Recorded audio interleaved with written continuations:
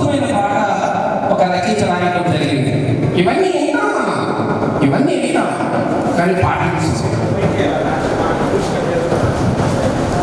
నేనేమన్నానంటే ఈరోజు మేము వచ్చినప్పుడు అడుగు ఒక సుందరం డైలాగ్ చెప్తాడు.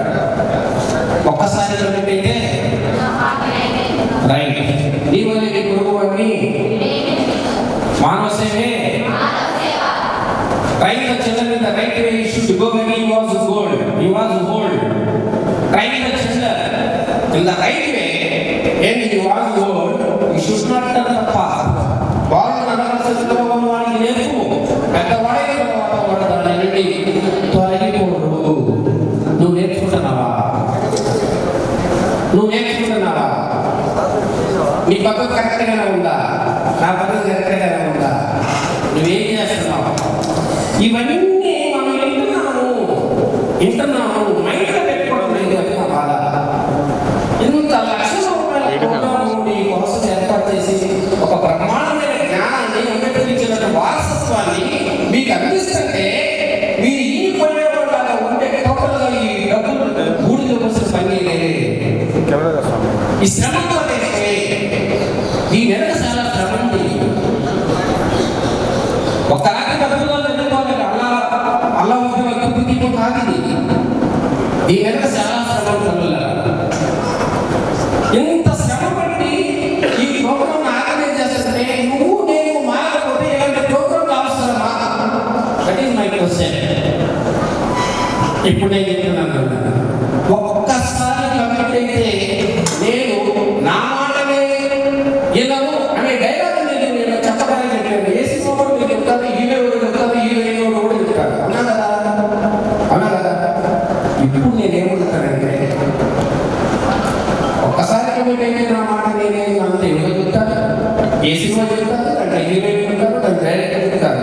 ఇప్పుడు పాత రాజ్యాంగాన్ని ఎంతమంది రచించారు, దానికి చైతన్యం ఎవరు, దానివల్ల నీకు నాకు ఈ భారతదేశానికి జరిగినటువంటి ప్రయోజనం ఏంటి అనేది మీలో ఎవరైనా ఒకటి వచ్చి మీకు తెలిసింది. ఒక మీరు మొత్తం చెప్పాల్సిన పనిలే, మీకు తెలిసినటువంటి 1-2 మాటల్ని నేను తెలియకుండా మీరే ధైర్యంగా వచ్చి చెప్పాలని మనస్ఫూర్తిగా కోరుకుంటున్నాను.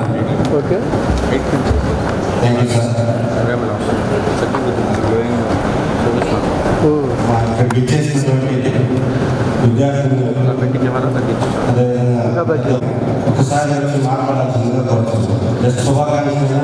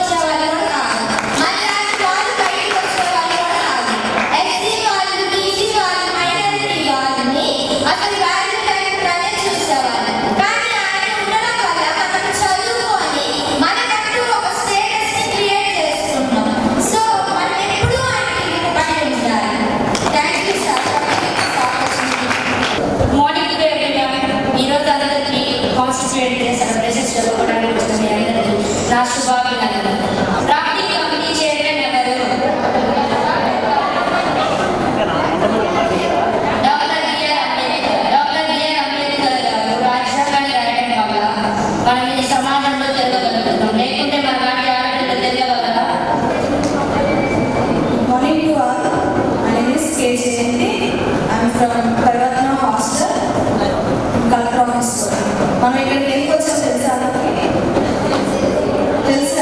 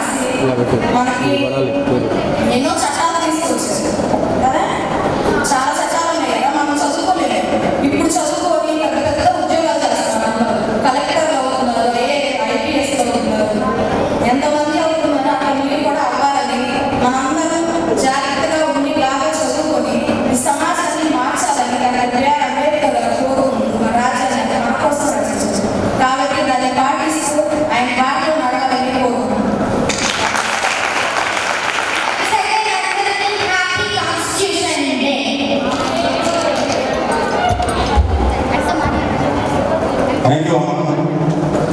అసలు ఏం మాట్లాడమన్నారు కానీ చాలా బాగా మాట్లాడారు. Good morning everybody. నేను ఒకటే చెప్పాలనుకుంటున్నాను. సుప్రీంకోర్టు నుంచి రాజ్యాంగాన్ని మార్చలేదు, కానీ రాజ్యాంగం తలుచుకుంటే సుప్రీంకోర్టుని మార్చలేదు. వచ్చేసినటువంటి మరి తాడికొండ నియోజకవర్గం నుండి వచ్చినటువంటి ఎండి ఆపరేటర్లకి, డీలర్స్ అందరికి కూడా మరొకసారి ప్రత్యేక ధన్యవాదాలు. ఈ ప్రోగ్రాం డిజైన్ చేయడంలో ఏ ఒక్కరిలో కూడా మరి ఏ ఒక్కరి వల్ల సాధ్యం కాదు. అనేక మంది సహకారం ఉంటేనే చేయగలుగుతాం. ఎన్నకాలం మరి బ్యాక్గ్రౌండ్లో ఉండి మాకు ఎప్పుడు అండగా ఉంటూ పులి అంబేద్కరిజం భావనను ముందుకు తీసుకెళ్లడంలో మరి సహకారం ఎప్పుడు అందిస్తూ ప్రోత్సహిస్తున్నటువంటి మన రిటైర్డ్ డిఎస్పీ గారు కె రవికుమార్ గారిని స్టేజ్ మీదకి వచ్చి మరి పిల్లల గురించి, రాజ్యాంగం గురించి పిల్లలకు తెలియజేయాల్సిందిగా కోరుతున్నాను. జై భీమ్, జై భీమ్, జై భీమ్. సౌండ్ చాలా తక్కువ వస్తుంది, మైకులు కావాలి ఎక్కువ వస్తుంది. Thank you. ఈరోజు కాన్స్టిట్యూషన్ డే సెలబ్రేషన్స్ సందర్భంగా యాక్చువల్గా 26 సెలబ్రేషన్స్ కాబట్టి 24 చేయొచ్చు. ఆ సెలబ్రేషన్స్లో భాగంగా ఏసీఎఫ్ వాళ్ళు నిర్వహిస్తున్న ఫంక్షన్కి వచ్చిన మీ అందరికీ, అలాగే అతిథులు పెద్దలు అందరికీ, రాజశేఖర్ అందరికీ పేరు పేరున ధన్యవాదాలు. సో ఈ రోజు యొక్క ప్రాముఖ్యత గురించి మనం మాట్లాడుకోవాలంటే భారతరత్న డాక్టర్ బాబాసాహెబ్ అంబేద్కర్ గారు కష్టపడి తయారు చేసిన కాన్స్టిట్యూషన్కి గుర్తింపు దినంగా మనం అనుకోవచ్చు. ఇమీడియట్ ఆఫ్టర్ ఇండిపెండెన్స్ 1947 ఆగస్ట్ నెలలో ఈ కాన్స్టిట్యూషన్ ముసాయిదాని అప్పటి తాత్కాలిక ప్రభుత్వం ఏర్పాటు చేసింది. దానికి ముసాయిదా చైర్మన్గా మన బాబాసాహెబ్ అంబేద్కర్ గారిని నియమించింది. అంతకుముందు దురదృష్టం ఏంటంటే బాబాసాహెబ్ అంబేద్కర్ గారిని కాకుండా ఇంకొక ఆయన ఎవరన్నా దొరుకుతారని మన జాతిపిత మహాత్మా గాంధీ గారు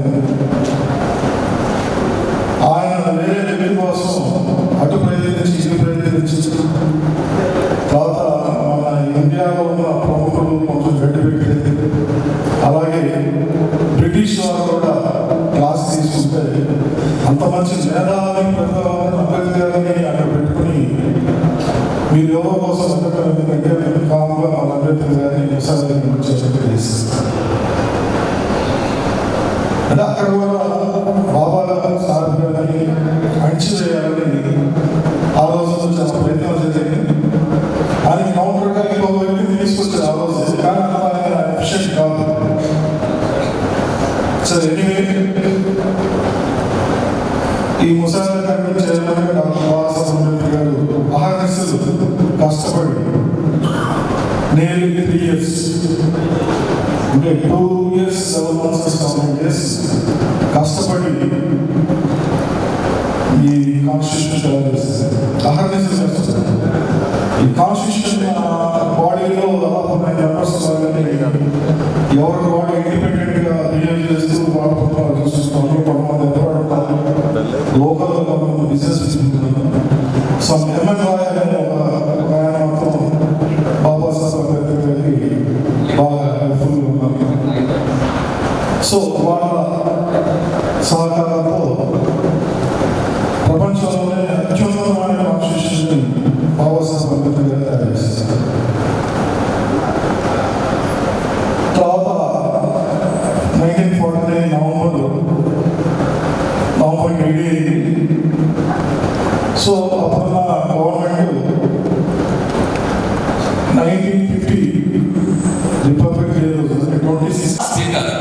somebody else who is in front of you.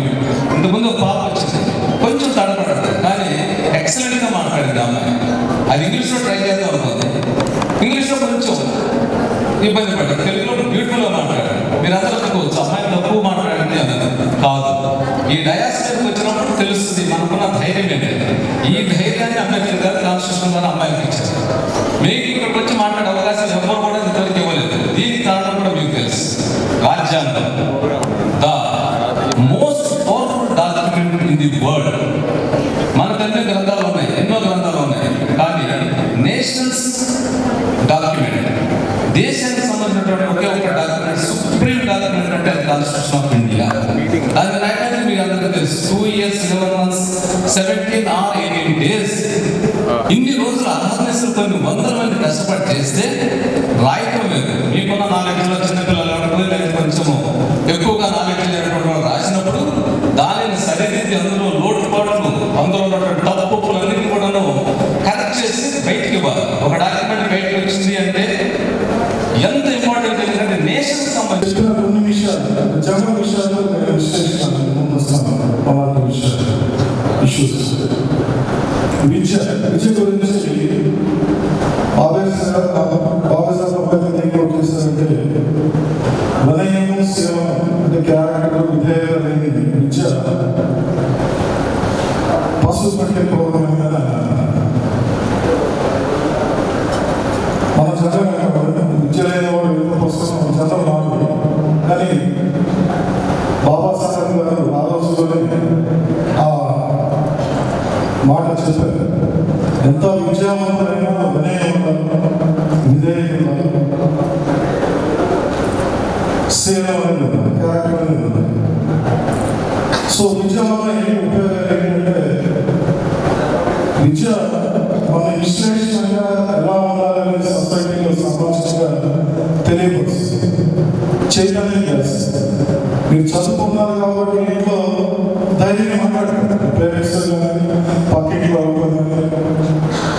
లేకపోతే పోలీస్ టీచర్స్ ఎవరితో ధైర్యంగా మాట్లాడడానికి చదువు అవసరం. అది లేకపోతే మనం మాట్లాడాలి. కానీ ఈ మనుభావ ఆచారాలు ఆ రోజుల్లో సూర్యుడికి అపసూర్యుడికి విద్య అనేది ఇచ్చారు. ఎందుకంటే విద్య నాలెడ్జ్ తెలిస్తే క్వశ్చన్స్ మొదలుపెట్టడం, అదే ఇది అన్యాయాన్ని ఎదుర్కొంటాం. సో అందుకని ఆ రోజు విద్య మనకు దొరికేది కేవలం బాబాసాహెబ్ అంబేద్కర్ ఇచ్చిన rights, right to education, fundamental rights ఉంది. సో దానివల్ల మనం చదువుకోగలుగుతాం. చాలా వరకు అట్లీస్ట్ 5-10% ఎంప్లాయ్మెంట్, చిన్న ఉద్యోగాలు, పెద్ద ఉద్యోగాలకు మనం రాగలుగుతాం. సో విద్య వల్ల ఇంపార్టెన్స్ మనం ముఖ్యంగా.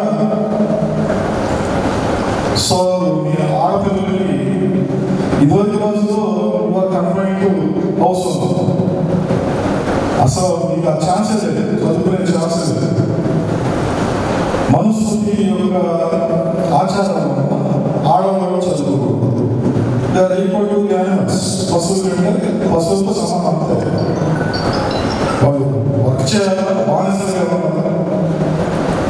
సో అలాంటి స్థితి నుంచి మనం బయటపడేసింది బాబాసాహెబ్ అంబేద్కర్. ఇది మీరు కంపల్సరీ.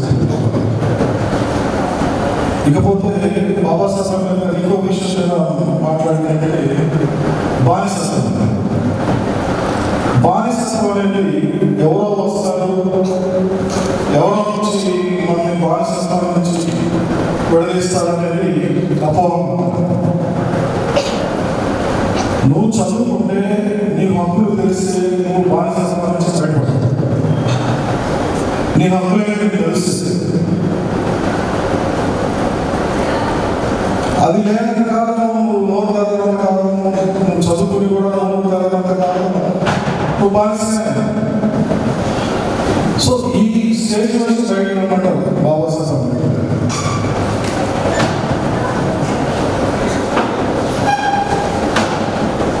సో ఆ విధంగా బానిస ఎన్నో హక్కులు ఇచ్చారు. హక్కుల గురించి మాట్లాడాలంటే మరి ఒక మహానుభావులను చేస్తారు. దయచేసి పిల్లలందరూ సైలెంట్గా ఎవరి సీట్లో లాక్ చేయాలని మనవి. గొడవ చేయలేదు దయచేసి. Please kindly observe the silence.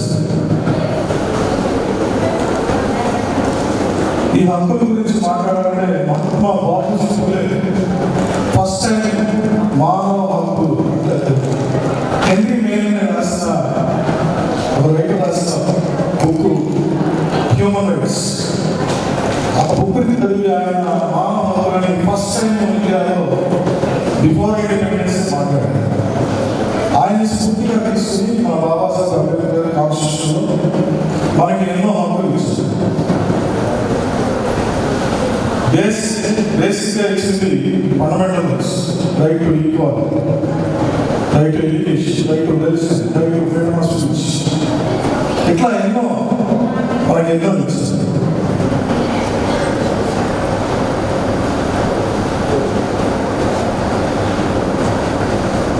So సమయాభావం బట్టి ఇక్కడ మాట్లాడారు. ఇట్లా బాబాసాహెబ్ అంబేద్కర్ గారు మనకి ఫండమెంటల్ రైట్స్ ఇచ్చారు, కాన్స్టిట్యూషనల్ రైట్స్ ఇచ్చారు. అంటే న్యాయపరమైన ప్రాబ్లమ్స్ ఫేస్ చేయాలంటే రైట్స్ ఇచ్చారు, 5 రైట్స్ ఉంటాయి. అలాగే సామాజిక హక్కులు, పొలిటికల్ హక్కులు, ఎలక్షన్స్ చూడడం, పొలిటికల్ లీడర్స్ అవ్వచ్చు, ఎంప్లాయ్మెంట్ రైట్స్, ఇట్లాంటి ఎన్నో రైట్స్ ఇచ్చారు. అలాగే బాబాసాహెబ్ అంబేద్కర్ క్యాస్ట్ గురించి కూడా ఎక్కువ మాట్లాడారు.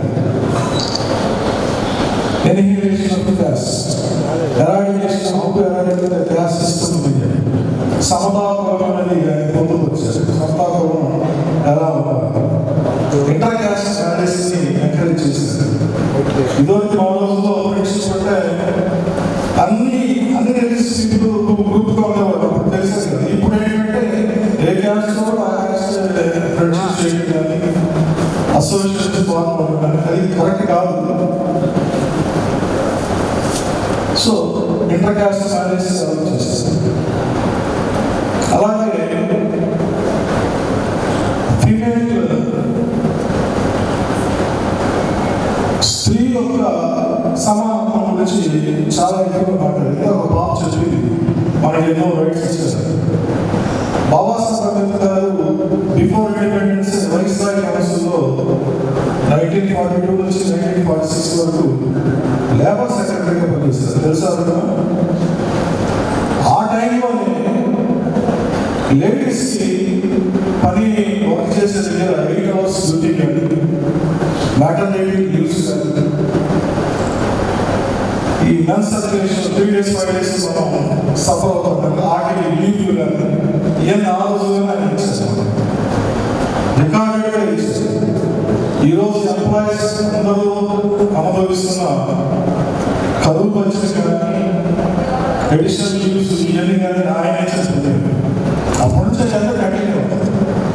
అలాగే 33% రిజర్వేషన్ చేసిన కూడా ఆ రోజుల్లోనే బాబాసాహెబ్ అంబేద్కర్. సో స్త్రీ సమానత్వం కోసం హిందూ ఒక బిల్ అని వచ్చింది. ఆఫ్టర్ ఇండిపెండెన్స్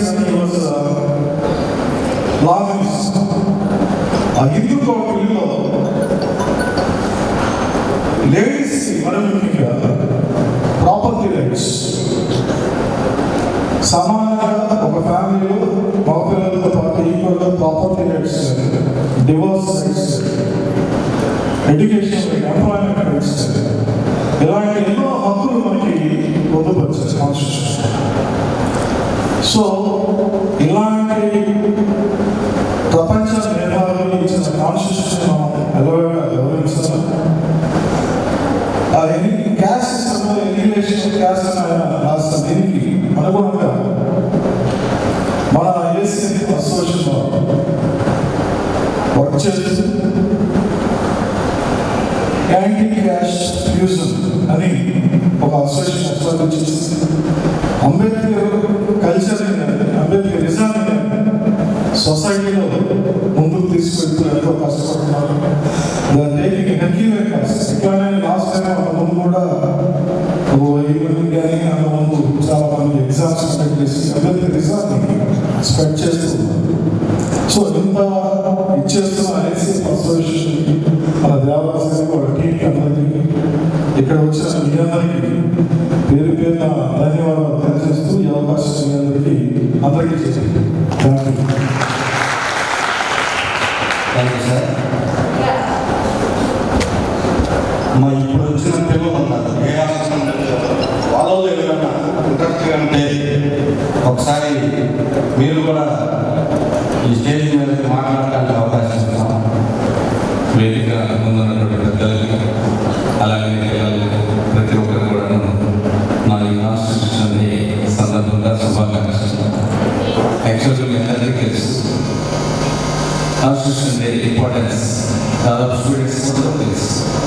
కాకపోతే 26th నవంబర్ని ప్రీపోన్ చేసుకొని 24th నవంబర్గా మార్చడం జరిగింది. దీనికి ఏసీఎఫ్ వాళ్ళు ప్రీ ప్లాన్ తోటి ఒక ముఖ్యమైనటువంటి ప్రణాళికతో 24th అదే మీటింగ్ జరిగింది. దానికి కారణం ఏంటంటే 26th నవంబర్ ఇది నాట్ ఏ పబ్లిక్ హాలిడే.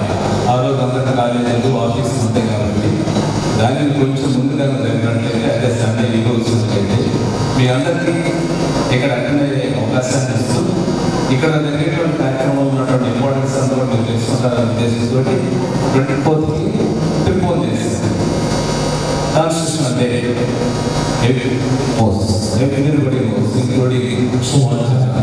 ఎందుకంటే మేము 5వ సంవత్సరం వచ్చిన దగ్గర నుంచి స్కూల్ డేస్ నుంచి ఎలిమెంటరీ స్కూల్ డేస్ నుంచి ఈ రోజు వరకు కూడా కాన్స్టిట్యూషన్ రిపబ్లిక్ డే అని కాన్స్టిట్యూషన్ డే ఇండిపెండెన్స్ డే రెగ్యులర్గా కండక్ట్ చేస్తున్నప్పుడు అందరికీ తెలుసు.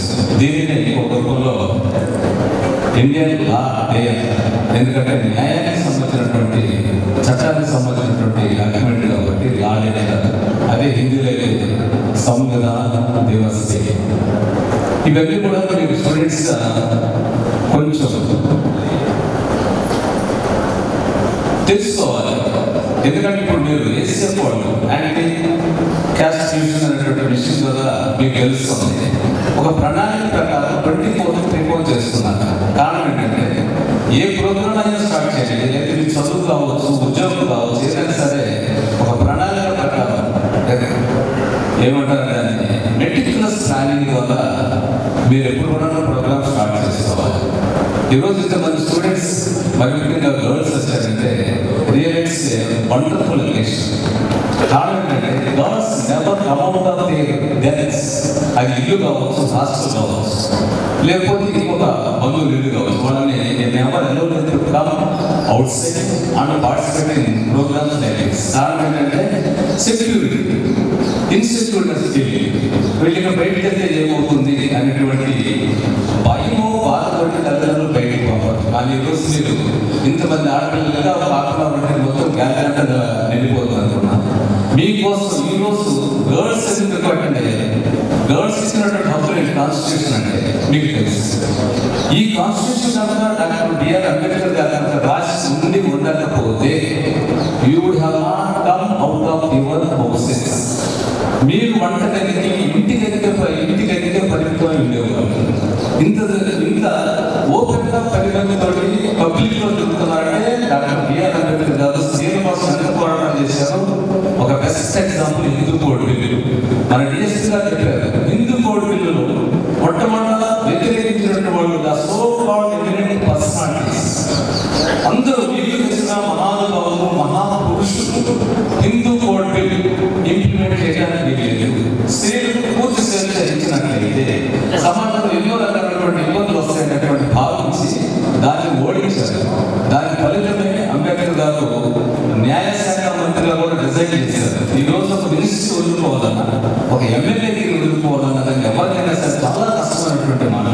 అలాంటి ఆ పీరియడ్ 1947, 1949 మధ్యలో న్యాయశాఖ మంత్రిగా పదవి తృణప్రాయంగా వదిలిపెట్టారంటే అది స్త్రీల కోసం. ఎందుకంటే మన పాపులేషన్లో 50%, మోర్ దాన్ 50% ఉన్నటువంటి స్త్రీలకి హక్కులు ఇవ్వకూడదనేటువంటి మహానుభావులు కూడా కాదు.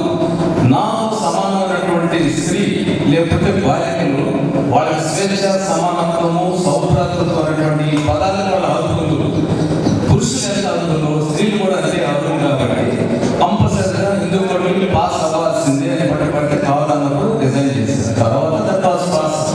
In parliament. కాబట్టి అంబేద్కర్ గారు మొట్టమొదటిగా లేచిన తర్వాత ఈ భారతదేశంలో కొద్దిమంది పురుషులు అది కూడా కొంచెం ఉన్నతమైన స్థితిలో ఉన్నవాళ్ళు తప్ప పేదవాడు కానీ బడుగు బలహీనాలు కానీ డిసీజ్ కానీ స్త్రీలు కానీ 95% of the people should remember every day. మీరు పూజిస్తారు నా ప్రకారం పెట్టున్నారు, అది ప్రతి ఒక్క రోజు లేచిన మనుషులను మీ దైవాన్ని ప్రార్థించుకున్న తర్వాత డాక్టర్ బిఆర్ అంబేద్కర్ గారిని నేను ప్రార్థన చేయమని స్మరించుకోవాలి. మీ వల్లనే ఈ రోజు నేను speaker or somebody else who is in front of you.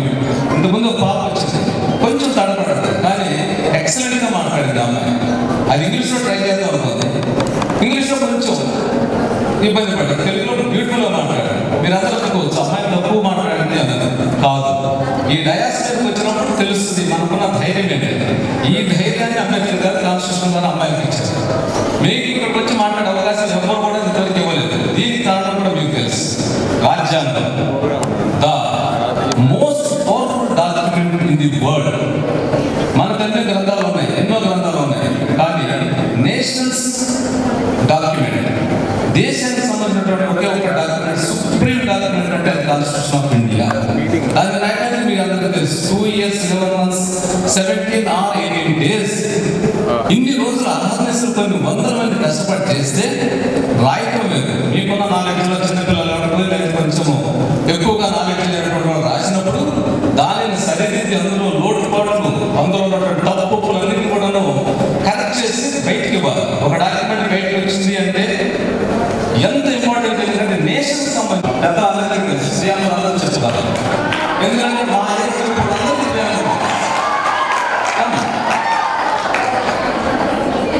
చిన్న చిన్న మిస్టేక్స్ కూడా నెవర్ బాధ పడతారు.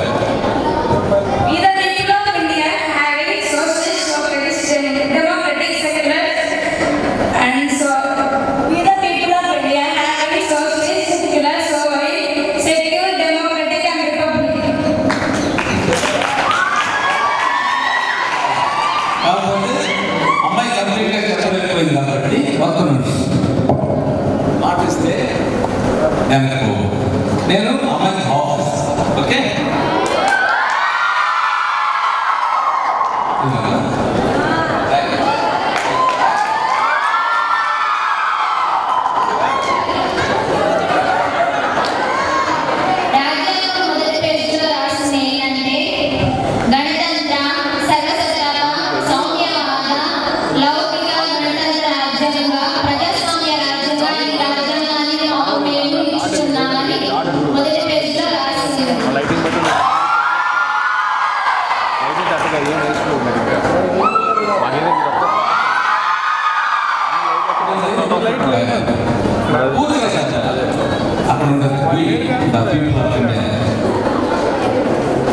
having solemnly resolved to constitute India sovereign, secular, democratic and democratic republic and to secure peace all citizens and equality, liberty.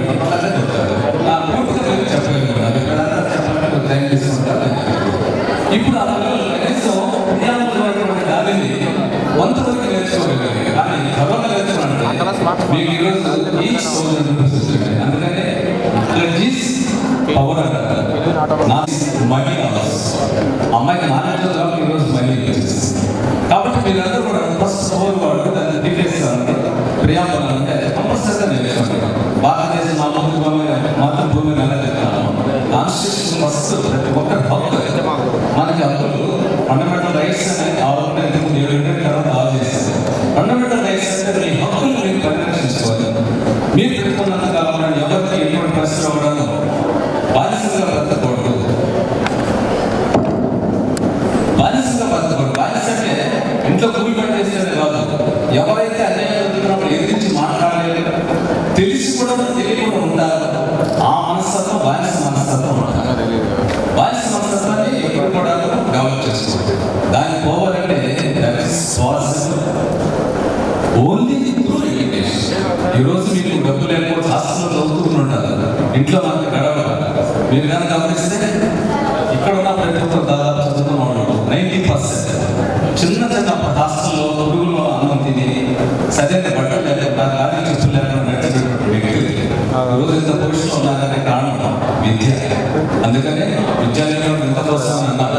కానీ విద్య ఉండి కూడా ఇంత పశువులాగా ప్రవర్తిస్తున్నారు ఈ రోజుల్లో. ఎందుకంటే కులము, మతము, ప్రాంతము అనేటువంటి సంకుచితమైనటువంటి భావాన్ని డెవలప్ చేసుకుంటారు.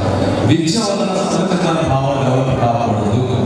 విద్య మనకి ఇచ్చేటువంటి ప్రశ్నించే తత్వం ఒకటే కాదు, విశాలమైనటువంటి భావాలు కలిగి దేశానికి, మరి ముఖ్యంగా దేశానికి మనం ఒక రెస్పాన్సిబుల్ సిటిజన్గా దేశానికి సేవలు అందించాలి. దాన్ని డెవలప్ చేసుకోవాలంటే మీరు కాన్స్టిట్యూషన్ ఉన్నటువంటి గ్రంథాన్ని ప్రతిరోజు కూడా ఒక పేజీగా చదవాలి. ఒక పేజీ చదువుతున్నా ఒకనాటికి మీరు కాన్స్టిట్యూషన్ మొత్తం జీవిత కాలంలో ఒక వ్యక్తి పరిపూర్ణమైనటువంటి వ్యక్తి అని చెప్పడానికి నాకు తెలిసినటువంటి కాన్స్టిట్యూషన్ ఒక్కసారి చదివిన వాడు మాత్రమే పరిపూర్ణమైనటువంటి వ్యక్తి. ఈరోజు మనం చదవలేమంటే చదివాను, మీరు చదవలేదంటే హ్యాపీగా చదవాలి. ఎన్నో వందల పుస్తకాలు, వేల పేజీ చదివిన మీకు కాన్స్టిట్యూషన్ అంటే ఒక చిన్న గ్రంథం అంటే మహాగ్రంథాన్ని తక్కువ పేజీలో ఉంది కాబట్టి ప్రతి ఒక్కరు కూడా భారత రాజ్యాంగం తెలుగు మీడియంలో తీసుకోండి, ఇంగ్లీష్ మీడియంలో తీసుకోండి, రాజ్యాంగం మొత్తం క్షుణ్ణంగా చదవండి. మీరు మత గ్రంథాన్ని ఈ పేజీ నుంచి ఆ పేజీ చెప్తారు చాలా మంది పిల్లలు, ఏ మత గ్రంథం అయినా. అలాంటి మన జాతి గ్రంథం, జాతి గ్రంథాన్ని మర్చిపోకూడదు. జాతి పెద్దలు అన్నట్టుగా జాతి పెద్దలు మీరు ఎలా మర్చిపోవట్లేదు, రాజ్యాంగ కాన్స్టిట్యూషన్ కూడా మర్చిపోకూడదు. అంబేద్కర్ గారు లేకపోతే ఈ రోజు వీళ్ళందరూ కూడా ఇక్కడ కూర్చోడానికి అవకాశం ఉండేది కాదు. ఎందుకంటే కొద్ది మంది చేతుల్లో మనం బలిపశువులాగా ఉండేవాడు. ఈ కాన్స్టిట్యూషన్ మనకి ఇచ్చినటువంటి హక్కుల ద్వారా మీకు ఎడ్యుకేషన్ కావచ్చు, మాకు ఉద్యోగాలు కావచ్చు, లేదా ఇంకొక స్వేచ్ఛ జీవితం కావచ్చు, వీటన్నిటి కూడా రాజ్యాంగ పరిరక్షణ ద్వారానే మనం అనుభవిస్తున్నాం. భారతదేశంలో సువిశాలమైనటువంటి భారతదేశం సురక్షితంగా ఇలా నడుస్తుందంటే కారణం కాన్స్టిట్యూషన్ ఆఫ్ ఇండియా. అందువల్ల ఈ కాన్స్టిట్యూషన్ ఆఫ్ ఇండియా ఇంపార్టెన్స్ తెలియజేయడం కోసం మిమ్మల్ని మీ దగ్గర తీసుకుని వేల మంది ఎక్స్పెక్ట్ చేశారు. కానీ దూర ప్రాంతాలకు రావాల్సినటువంటి పిల్లలు పెద్దలు ఉన్నారు కాబట్టి వాళ్ళకి కొంచెం టైం అవుతుంది. అయినా కానీ గ్యాలరీ ఆల్మోస్ట్ మరి ముఖ్యంగా ఈ ఆడపిల్లలు హాస్టల్స్ నుంచి వచ్చారో లేదా ఇంటి నుంచి వచ్చారో ఏదేమైనప్పటికీ మీరందరూ ఒక కలెక్టివ్గా వచ్చేసి ఈ కాన్స్టిట్యూషన్ డేని జైలు చేయడానికి కాదు, మీ హక్కులు తెలుసుకొని మీ రెస్పాన్సిబిలిటీస్ అవి కూడా ఉంటాయి. మనకి కాన్స్టిట్యూషన్ హక్కులు ఇవ్వడం కాదు, మనకి కొన్ని రెస్పాన్సిబిలిటీస్ ఉన్నాయి, వాటిని పక్కగా ఇచ్చారు. అందుకని మీకు ఏం తెలిసిన రాజ్యాంగం చక్క 5 పదాలు నేర్చుకోవాలి. అది ఒక్కటి కాదు. ఇండియా డెమోక్రటిక్ రిపబ్లిక్, ఈ 5 ఒక్కొక్క పదాన్ని మీకు తీసుకున్నట్లయితే మీకు అమితమైనటువంటి నాలెడ్జ్. ఈ 5 పదాలు చదివిన చాలా మంది చదివి విశ్లేషించిన తర్వాత IAS officers, IAS group of officers, civil services అంటే కాన్స్టిట్యూషన్ లా మీద చాలా ఇంపార్టెన్స్ ఉంది. అందుకని భారత రాజ్యాంగం ఎంత అభిమానం అంటే డిఎస్పీ గారు లా చేశారు గ్రాడ్యుయేట్ బిఎల్. నేను I'm student of AC law college. I'm a first year student of AC law college. I'm 62. Even then I want to know law much. ఎందుకంటే లా చట్టం తెలిసిన వాడికి అందరూ చుట్టాలి, చట్టం తెలియని వాడికి చుట్టుబండ. కాబట్టి చట్టాలు తెలియాలంటే మీరు మీ ప్రొఫెషన్స్ డాక్టర్స్ కావచ్చు, లాయర్స్ కావచ్చు, ఏదన్నా చేయండి. కానీ లా కంపల్సరీ బ్యాక్గ్రౌండ్ తోటి మీరు సాధ్యమైనందుకు లీగల్ బ్యాక్గ్రౌండ్ దగ్గర ఉంచుకోండి. కాన్స్టిట్యూషన్ ఆఫ్ ఇండియాని కంపల్సరీగా చదవండి. ఈ రోజు పోగానే ఒక 500 కాదు, 300, 200 అయినా సరే కాన్స్టిట్యూషన్ ఎక్కడ ఉంది, తెలుగులో రాజ్యాంగం ఉందని తెలుసుకొని సెకండ్ హ్యాండ్ బుక్స్లో అంతా దొరికితే రోజు ఒక పేక్ష అప్లై చేసుకుంటూ వెళ్ళిపోతే రేపు సివిల్ సర్వీస్ అవ్వాలి. సివిల్ సర్వీస్ అంటే మీకు తెలుసు, ఐఏఎస్ ఇట్లా 24 సర్వీసెస్ ఉన్నాయి. వాటిలో మీరు దానికంటే అప్పుడు తెలుసు importance of constitution.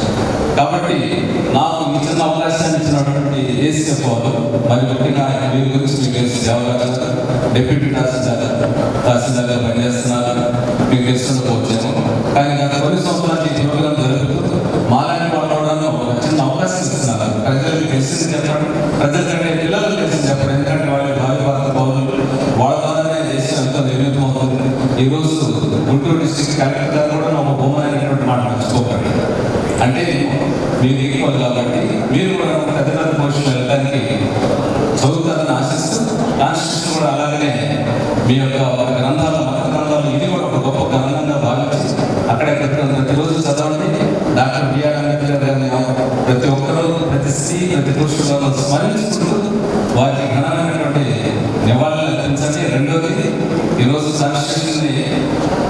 Constitution day అని ఎందుకంటారంటే అడాప్షన్ ఆఫ్ ది జీవోస్ today the constitution of India was adopted. Next 26th of November మీకు అడాప్షన్ ఉంటుంది. అలాగే 26th of January every year మీకు ఎన్ఫోర్స్మెంట్ అంటే కోర్సులోకి వచ్చింది. కాబట్టి ప్రతి ఒక్కరు కూడా నాకు నేను చెప్పిన 2 మాటలు సమాధానం స్వీకరించి ఏదైనా తప్పులు ఉన్నట్టు దాన్ని పెద్ద మనసుతో స్వీకరించండి. ఈ చిన్న అవకాశాన్ని నాకు ఇచ్చి నా పిల్లలకి నేను కొంచెం నాకు తెలిసిన 2 మాటలు చెప్పిన అవకాశం కల్పించినటువంటి దేశీయ సంస్థ వారికి వారి బృందాన్ని కూడా ప్రత్యేకమైనటువంటి ధన్యవాదాలు తెలియజేస్తున్నాను. ఇక్కడ మీ ముందు పెద్ద సీనియర్ అడ్వకేట్ ఉన్నారు. ఆయన వచ్చారంటే మీకు లా అంటే చాలా డీటెయిల్గా చెప్పారు. కాబట్టి నేను చెప్పిన ఈ చిన్న మాటల్ని సమాధానం విన్నందుకు ప్రతి ఒక్కరు కూడా ధన్యవాదాలు తెలియజేసుకుంటూ కృతజ్ఞతలు తెలియజేసుకుంటూ సెలవు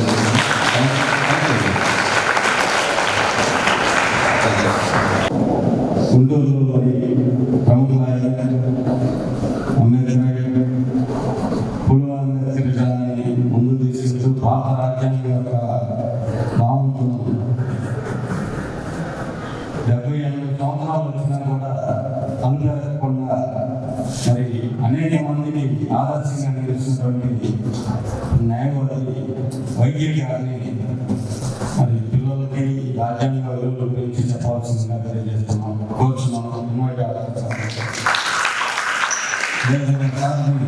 సుబ్రహ్మణ్యం గారు, అదేవిధంగా కరుణే గారు ఇద్దరు కూడా వారి సపోర్ట్తోనే మరి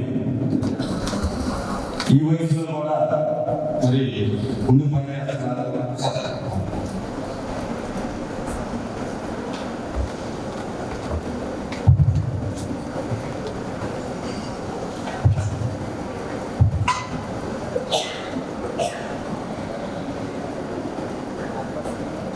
ముందుగా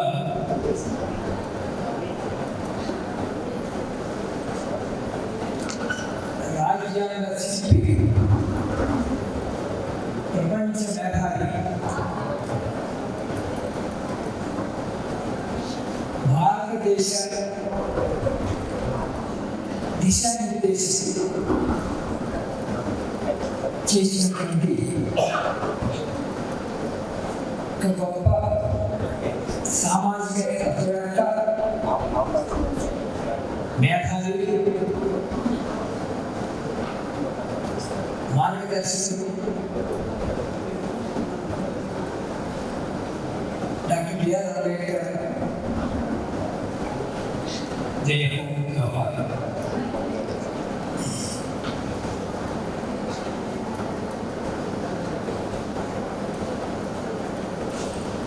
ఈ 26వ తేదీ నాడు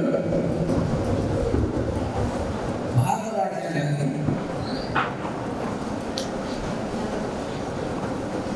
పూర్తి చేసిన తర్వాత అది ఎవరికి సమర్పించాలో వారికి డాక్టర్ అంబేద్కర్ చేతుల మీదుగా అందజేసినటువంటి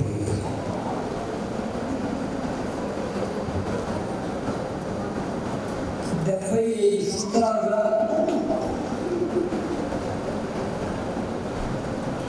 ఈ రాజ్యాంగాన్ని అనుసరించి ప్రపంచంలో కల్లా అత్యధిక జనాభా కలిగిన దేశంగా చైనా నుంచిపోయాము. ఒకప్పుడు చైనా అత్యధిక జనాభా కలిగిన దేశం, ఇప్పుడు కాదు, ఇప్పుడు మనమే. అలాంటి దేశాన్ని ప్రతి సందర్భంలో కూడా విఘ్నాలు అని ఒక మూల మలుపులో ప్రవేశించినప్పుడు ప్రతి మూల మలుపుకి ఒక దిశానిర్దేశం చేస్తూ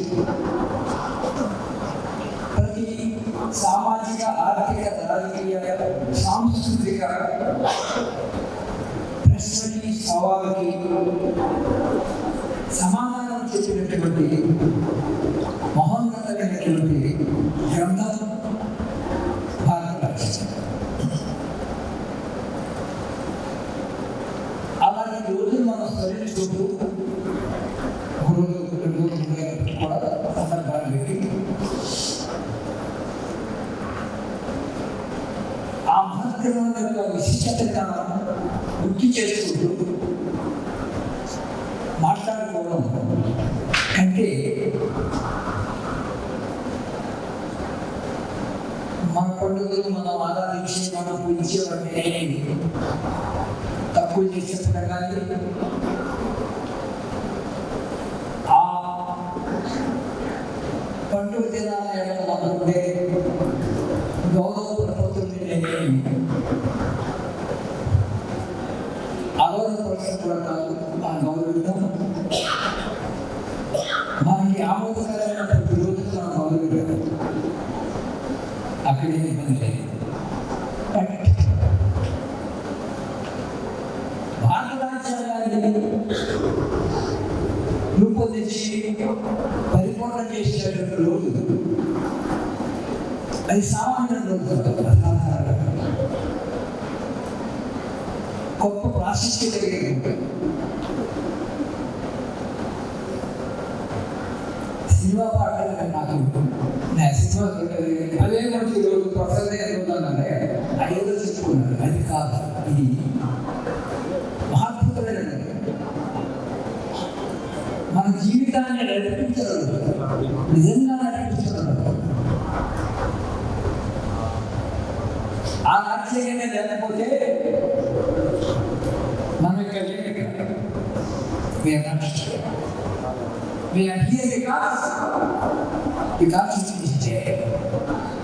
అంతకన్నా మన ఉనికిని నడిపిస్తూ శాసిస్తున్నటువంటి మహోన్నతమైనటువంటి గ్రంథం కన్నా మనం గౌరవించవలసిన రోజుని మరి ఏముంటుంది. దేనికో కాన్స్టిట్యూషనల్ డే నిర్వహించినాము. ఈ నిర్వహణ చేసిన వాళ్ళందరినీ ముందుగా మనస్ఫూర్తిగా అభినందిస్తున్నాను. వాళ్ళకి తెలియజేస్తాను. వీళ్ళకి తెలియజేయమంటే రాజ్యాంగాన్ని తెలియజేయండి, మళ్ళీ డాక్టర్ బిఆర్ అంబేద్కర్ తెలియజేయండి. ఈ రాజ్యాంగంలో ఈ రూపంలో ఏర్పడి మన ముందుకు వచ్చి మనం నడిపించినటువంటి రాజ్యాంగ నిర్మాణంలో పాల్పంచుకున్నటువంటి వాళ్ళందరికీ కూడా మనం సెల్యూట్ చేస్తున్నాం.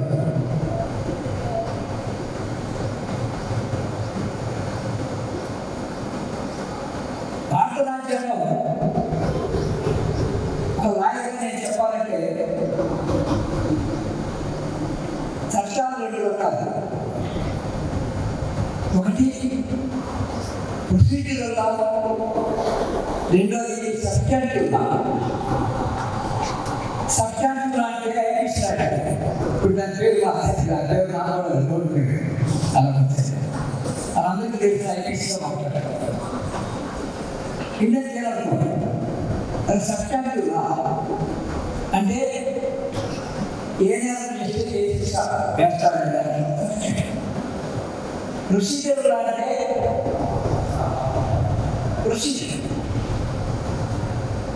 న్యాయాన్ని ఎలా ఇన్వెస్టిగేట్ చేయాలా, న్యాయాన్ని ఎలా నిర్ధారించాలా, కోర్టు ముందుకు ఏ విధంగా తీసుకురావాలా, ఏ విధంగా ఆ న్యాయాన్ని విచారించాలా, శిక్షణ వేయాలా లేదా కొట్టివేయాలా,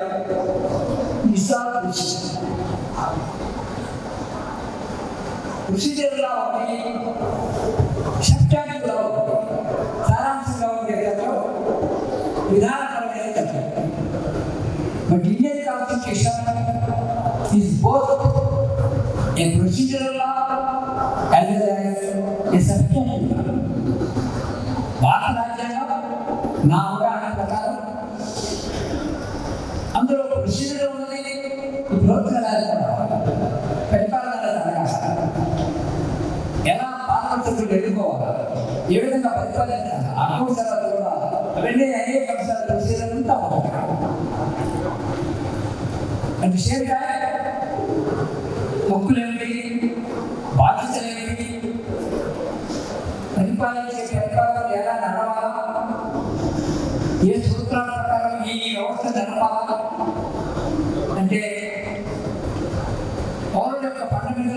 ఉన్నాయి, ప్రాథమిక హక్కులు ఉన్నాయి. ప్రభుత్వాన్ని దిశానిర్దేశం చేసేటటువంటి ఆదేశ సూత్రాలు ఉన్నాయి. They are called directive principles of state policy, fundamental rights. వీటితో పాటు మరీ ముఖ్యంగా ప్రియాలు చాలా కీలకం. మన మొత్తం రాజ్యాంగంలో మరియు డాక్టర్ బిఆర్ అంబేద్కర్ ఆ ప్రియాములో ప్రియాములు పెడితే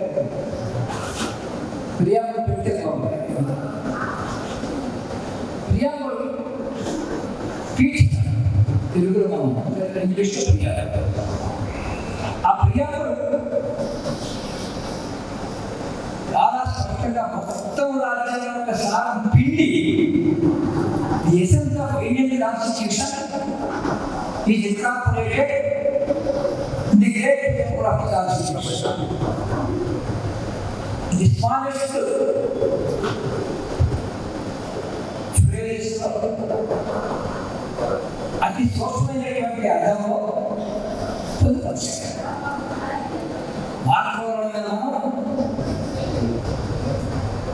ఈ రాజ్యాంగాన్ని మనం గమనించుకుంటాం.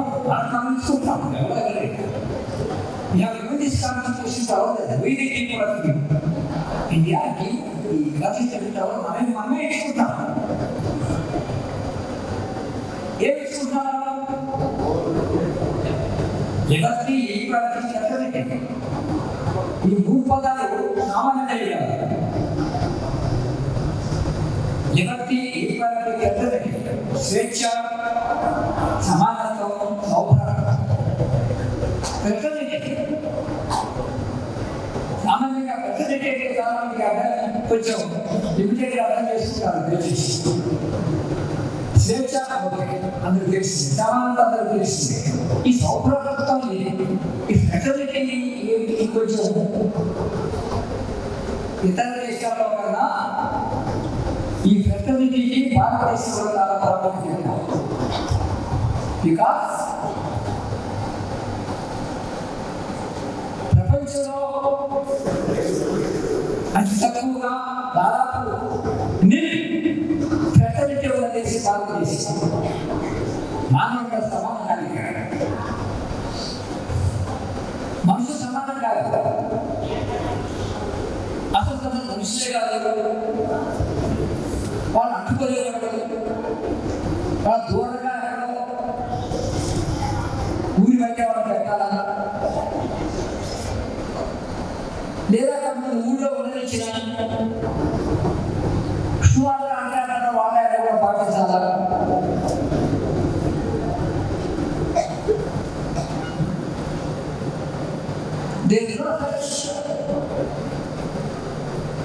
నాన్-ఫ్రెటర్నిటీ, సౌభ్రాతత్వం లేకపోవడం అనేటటువంటి దేశం మొత్తం ప్రపంచ దేశాల్లో భారతదేశం స్టాండ్స్ నెంబర్ 1 చెప్పారు. అనేక దేశంలో రకరకాల వివక్షలు ఉన్నాయి,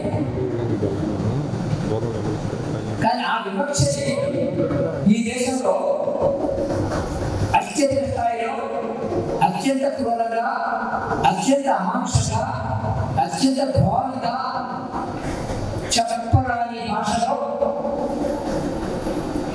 ప్రవేశించి చేస్తున్నారు. అందుచేత ఫ్రెటర్నిటీ అనే మాటకి, అలాగే స్వేచ్ఛ, స్వాతంత్రం, సమానత్వం అనే మాటకి భారతదేశ రాజ్యాంగంలో ఉన్న అర్థం ప్రపంచంలో ఏ దేశంలో ఉన్న అవకాశం లేదు. ఎందుకంటే ప్రపంచంలో అక్కడ దాని మీద ఎదుగుపెట్టినటువంటి ఒక పెద్ద బాణం, ఒక తోట, ఒక ఆటంకం రాజ్యాంగం.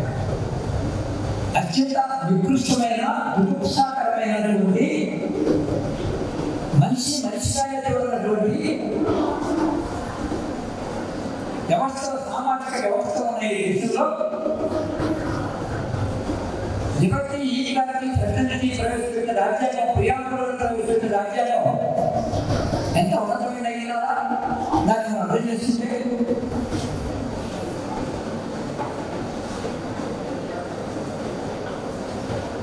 అనేక దేశాల్లో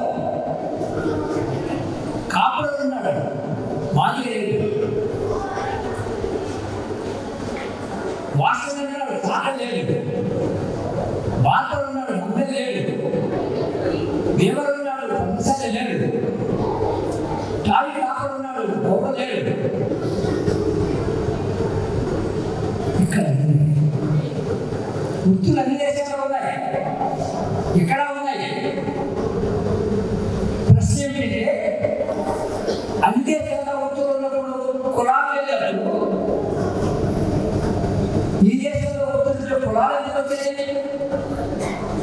కులాల బట్టి వృత్తులు వచ్చుకుంటే అన్ని దేశాలు వచ్చేస్తారు. అక్కడ ఎందుకు రాలేదు, ఇక్కడ ఎందుకు వచ్చింది? మాదిరి గారు రాజ్యాంగంలో మొత్తం సారాంశం ద్వారా కానివ్వండి, తన లక్షణం ద్వారా కానివ్వండి సూటిగా సమాధానం చెప్పారు. అక్కడ లేదు కుల వ్యవస్థ, అక్కడ ఉన్నత వ్యవస్థ కారణం ఓన్లీ అక్కడ బ్రాహ్మణులు లేదు, ఇక్కడ బ్రాహ్మణులు బ్రాహ్మణులు అసలు ఆ అంశాన్ని భారతదేశంలో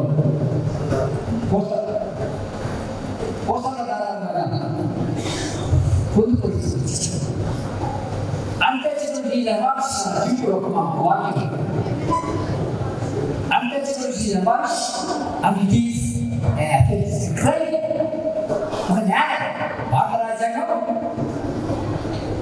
అన్టచబిలిటీ లేదు, నేరంగాను ఒక క్రైమ్గా అఫెన్స్ డిక్లేర్ చేసిన తర్వాత సివిల్ రైట్స్ యాక్ట్ వచ్చింది, దాని కనుగొనంగా ఎస్సీ ఎక్స్పీరియన్స్ అప్రాక్టిస్ యాక్ట్ వచ్చింది.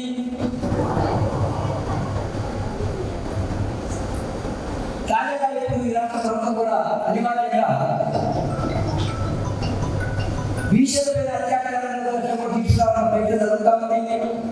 అంటే ఎవరైతే అనుకున్న కోట వ్యవస్థ దేశంలో ఉందో దానికి రక్షణ కల్పించేటటువంటి అవకాశం భారత రాజ్యాంగం కల్పించింది. ఈ భారత రాజ్యాంగం యొక్క మూలం సమాజంలో నికృష్టంగా ఉన్నటువంటి గౌరవం ధ్వంసం చేయడానికి నిర్మూలించడానికి గ్రంథాలు రచించడమే కాదు, గ్రంథం గ్రంథంగా ఉంటుంది. రాజ్యాంగం రాజ్యాంగం అమలుపడుతుంది. అమలుపడుతున్న రాజ్యాంగంగా ఉన్నప్పుడు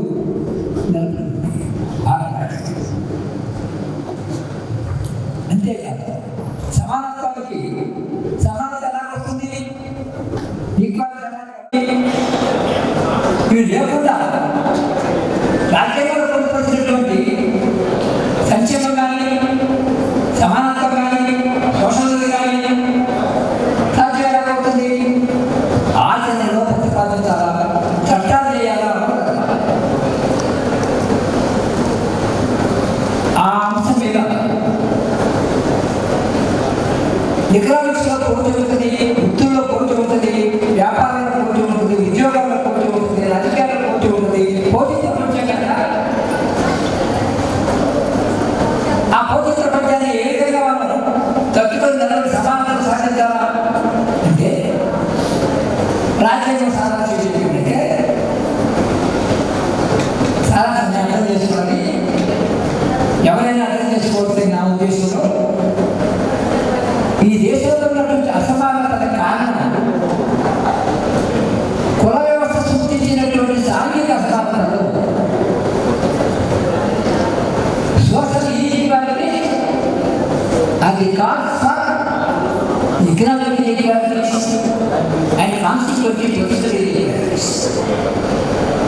కాబట్టి అన్ని రాజకీయ అసమానతలకి, ఆర్థిక అసమానతలకి మూలం సాంఘిక అసమానతలు కుల వ్యవస్థ. మరి అక్కడికి వస్తాం. ఇది అర్థం చేసుకున్న మానవ డాక్టర్ గారు అదే రాజ్యాంగంలో జాగ్రత్తగా అనేక పద్ధతుల్లో ఆయన పొందుపరుస్తుంది. చాలా మంది అంటున్నారు ఇది సంవత్సరాలుగా ఈ బహుజన రిజర్వేషన్ సందర్భంగా అనుభవిస్తున్నారు. దళితులు రాజకీయ రిజర్వేషన్ కూడా అనుభవిస్తున్నారు. తప్పది. ద్వేషంతో మాట్లాడే మాట, వ్యసనంతో మాట్లాడే మాట, సమానత్వాన్ని వ్యతిరేకించే మాట, దృష్టితో మాట్లాడే మాట రాజ్యాంగంలో ఏ సామాజిక వర్గానికి సరైన అడిక్వేట్ రిప్రజెంటేషన్ అన్నారు. ఆర్టికల్ 15(4) చూసినా, ఆర్టికల్ 16(4) చూసినా ఏం చెప్పబడింది మనకి? అంటే ఏ సామాజిక వర్గానికి తగినంత ప్రాతినిధ్యం లేదు, తగినంత ప్రాతినిధ్యం అంటే తగినంత అంటే అడిగేట్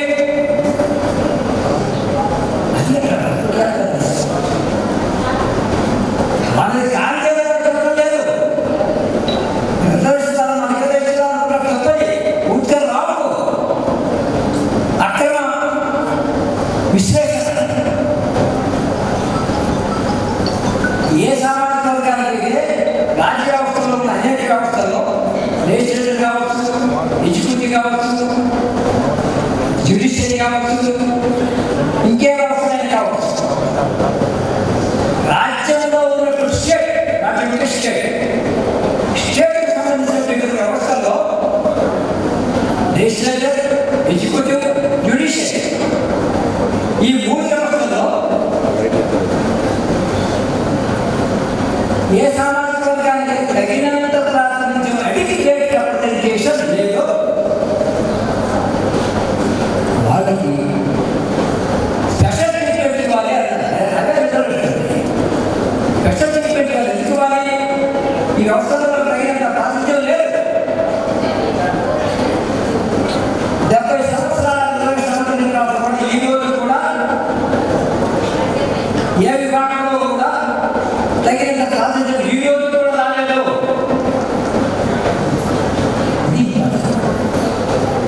మొత్తం వాళ్ళు చెప్పండి, ఒక వైపు ప్రకటించాలని, ఒక శాఖతో ప్రకటించాలని. ఏ వ్యవస్థ, ఈ 3 వ్యవస్థల్లో, ప్రధాన వ్యవస్థల్లో ఏ వ్యవస్థలో ఏ సామాజిక వర్గాలకు తగినంత ప్రాతినిధ్యం లభించింది? కొంతమంది ఓవర్ రిప్రజెంటేషన్ వచ్చింది, కొంతమంది అండర్ రిప్రజెంటేషన్ వచ్చింది. ఎవరికి అండర్ రిప్రజెంటేషన్, ఎవరికి ఓవర్ రిప్రజెంటేషన్ లెక్క తీసే గొప్ప కులగండ చేయమన్నంటే కుల జనగణన చేయాలని, సమగ్రమైన జనగణన చేయాలని, ఆర్థిక సాంఘిక అంశాలను సర్వే చేయాలని డిమాండ్ చేయడం ప్రధాన అంశం. కనుక రాజ్యాంగం ఈ అంశాన్ని, మౌలిక అంశాన్ని ప్రస్తావించింది, నిర్దేశించింది. కనుక రాజ్యాంగం సమానతను కోరింది, అసమానత తగ్గించాలని కోరింది, తగినంత ప్రాతినిధ్యం చెప్పింది. ఆర్థిక సాంఘిక రంగాల్లో అభివృద్ధి కోసమని directive principles of state policy చెప్పింది.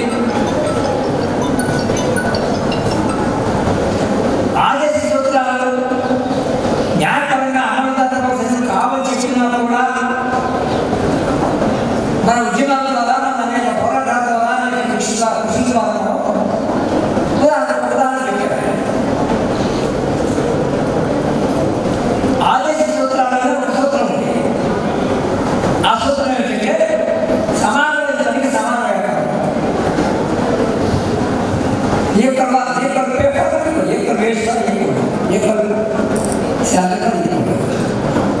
సమానమైన పనికి సమానమైన వేతనం. కానీ ఒక పని పురుషుడు చేస్తే ఇచ్చే వేతనం వేరు, ఒక పని స్త్రీ చేస్తే ఇచ్చే వేతనం వేరు. దాని అందరూ సాధిస్తాము. ఎందుకు రమ్మంటున్నాడు? అలాగే పురుషులంటే కూడా తేడా గురించారు. దీని మీద సుప్రీంకోర్టు తీసుకున్నటువంటి కారణం చెప్పలేదు. ఎందుకంటే మాన్యుడు రాసించిన సుప్రీంకోర్టులో కూడా అడిక్వేట్ రిప్రజెంటేషన్ ఉండాలన్న మహనీయుడు అంబేద్కర్ ఆశయం నెరవేరుతుంది. ఈరోజు కూడా ఒక న్యాయవాదిగా కొన్ని వాస్తవాలు తెలుసుకోవడానికి నేను మీకు మనం చేసేది ఏంటంటే సామాజిక న్యాయం అంటే అనేక సామాజిక వర్గాల దేశంలో ప్రతి సామాజిక వర్గానికి వాళ్ళు జనాభా సమాజం ప్రకారం వాటాలు ప్రాతినిధ్యాలు లభించాలని సూత్రంగా మనం సామాజికంగా అర్థం చేసుకుంటే సోషల్ జస్టిస్ కలరాష్ట్రంలో దేశంలో రాజ్యాంగంలో అడిక్టేట్ అన్నారు. వాటికి అడిక్టేట్ ఏది అడిక్టేట్ ఏది తగినంత అంటే ఏది తగినంత జనాభా అడిక్టేట్ ఎప్పుడైతే చేయాలి అడిక్టేట్ ఏది కాదు ఎందుకు వచ్చిందంటే మాట అడిక్టేట్ అని మాట్లాడతారు. తగినంత మాట తగినంత ఏది తగినంత ఒక మనిషి నామకుడు కాదు. సమాజ వర్గాల్లో ఏ సామాజిక వర్గంలో ఎంత జనాభా ఉన్నారు ఆ జనాభా తగినంత ఇప్పుడు ఇస్తున్నారా? ఎప్పుడో నిర్ణయించిన 16% ఇప్పుడు కొనసాగిస్తున్నారు. ఎస్సీ ఎప్పుడో నిర్ణయించిన 6% ఎస్టీ ఇప్పుడు కొనసాగిస్తున్నారు. జనాభా పెరిగింది 50% పైగా ఉన్న బీసీకి రాజకీయ రిజర్వేషన్లు లేవు. ఇస్తున్న విద్యా ఉద్యోగ రంగాల్లో ఉన్న 50% 27% ఇస్తున్నారు. రాష్ట్రంలో కేంద్రంలో 27% ఇస్తున్నారు. వాళ్ళు అంబేద్కర్ కోరుకున్నది కాదు కదా. అంటే మన గమనించవలసింది ఏంటంటే రాజ్యాంగాన్ని మనం పరిరక్షించుకోవాల్సిన పరిస్థితిలో కూడా పడ్డాం. చివరి రోజున అంబేద్కర్ గారు రాజ్యాంగాన్ని పరిష్కరిస్తూ అమలు చేస్తూ చెప్పిన మాట ఏమిటి? రాజ్యాంగం ఎంత మంచిదైనా పరిపాలించేవాడు సక్రమైన వాడు మంచివాడు కాకపోతే ఆ రాజ్యాంగానికి న్యాయం జరగదు.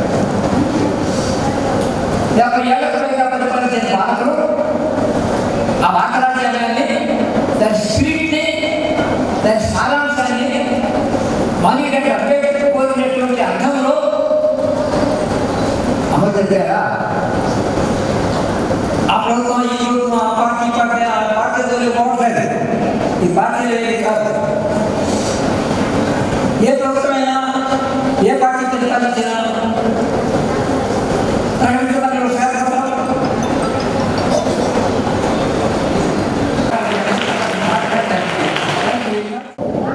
నవీన్ గారు హిందూ కాలేజ్ ప్రొఫెసర్ వారి నుంచి పిల్లలకి రాజ్యాంగ విలువల గురించి తెలియజేయాల్సిందిగా కోరుతున్నాం.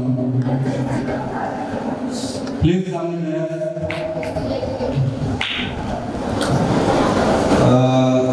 నేను అసలు ఒక ఫార్మల్ డ్రెస్లో కూడా అలాగే ఈ ప్రోగ్రామ్ ఉందని నాకు గుర్తులేదు. వేరే పని మీద మగలికి దగ్గరికి వస్తూ ఎవరో గుర్తు చేసి అనుకోకుండా ఇక్కడికి వచ్చాను.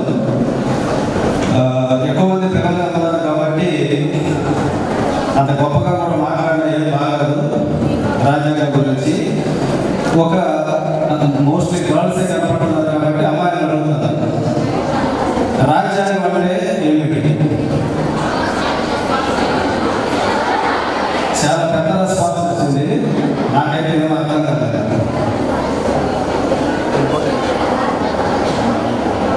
రాజ్యాంగం అంటే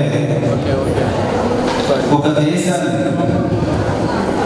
ఒక పెద్ద వ్యవస్థను నడిపేటువంటి అతి పెద్ద చట్టం. ఆ చట్టం దేశంలో ఉన్నటువంటి వివిధ వర్గాలకు, అనేక రకాల ప్రజలకు,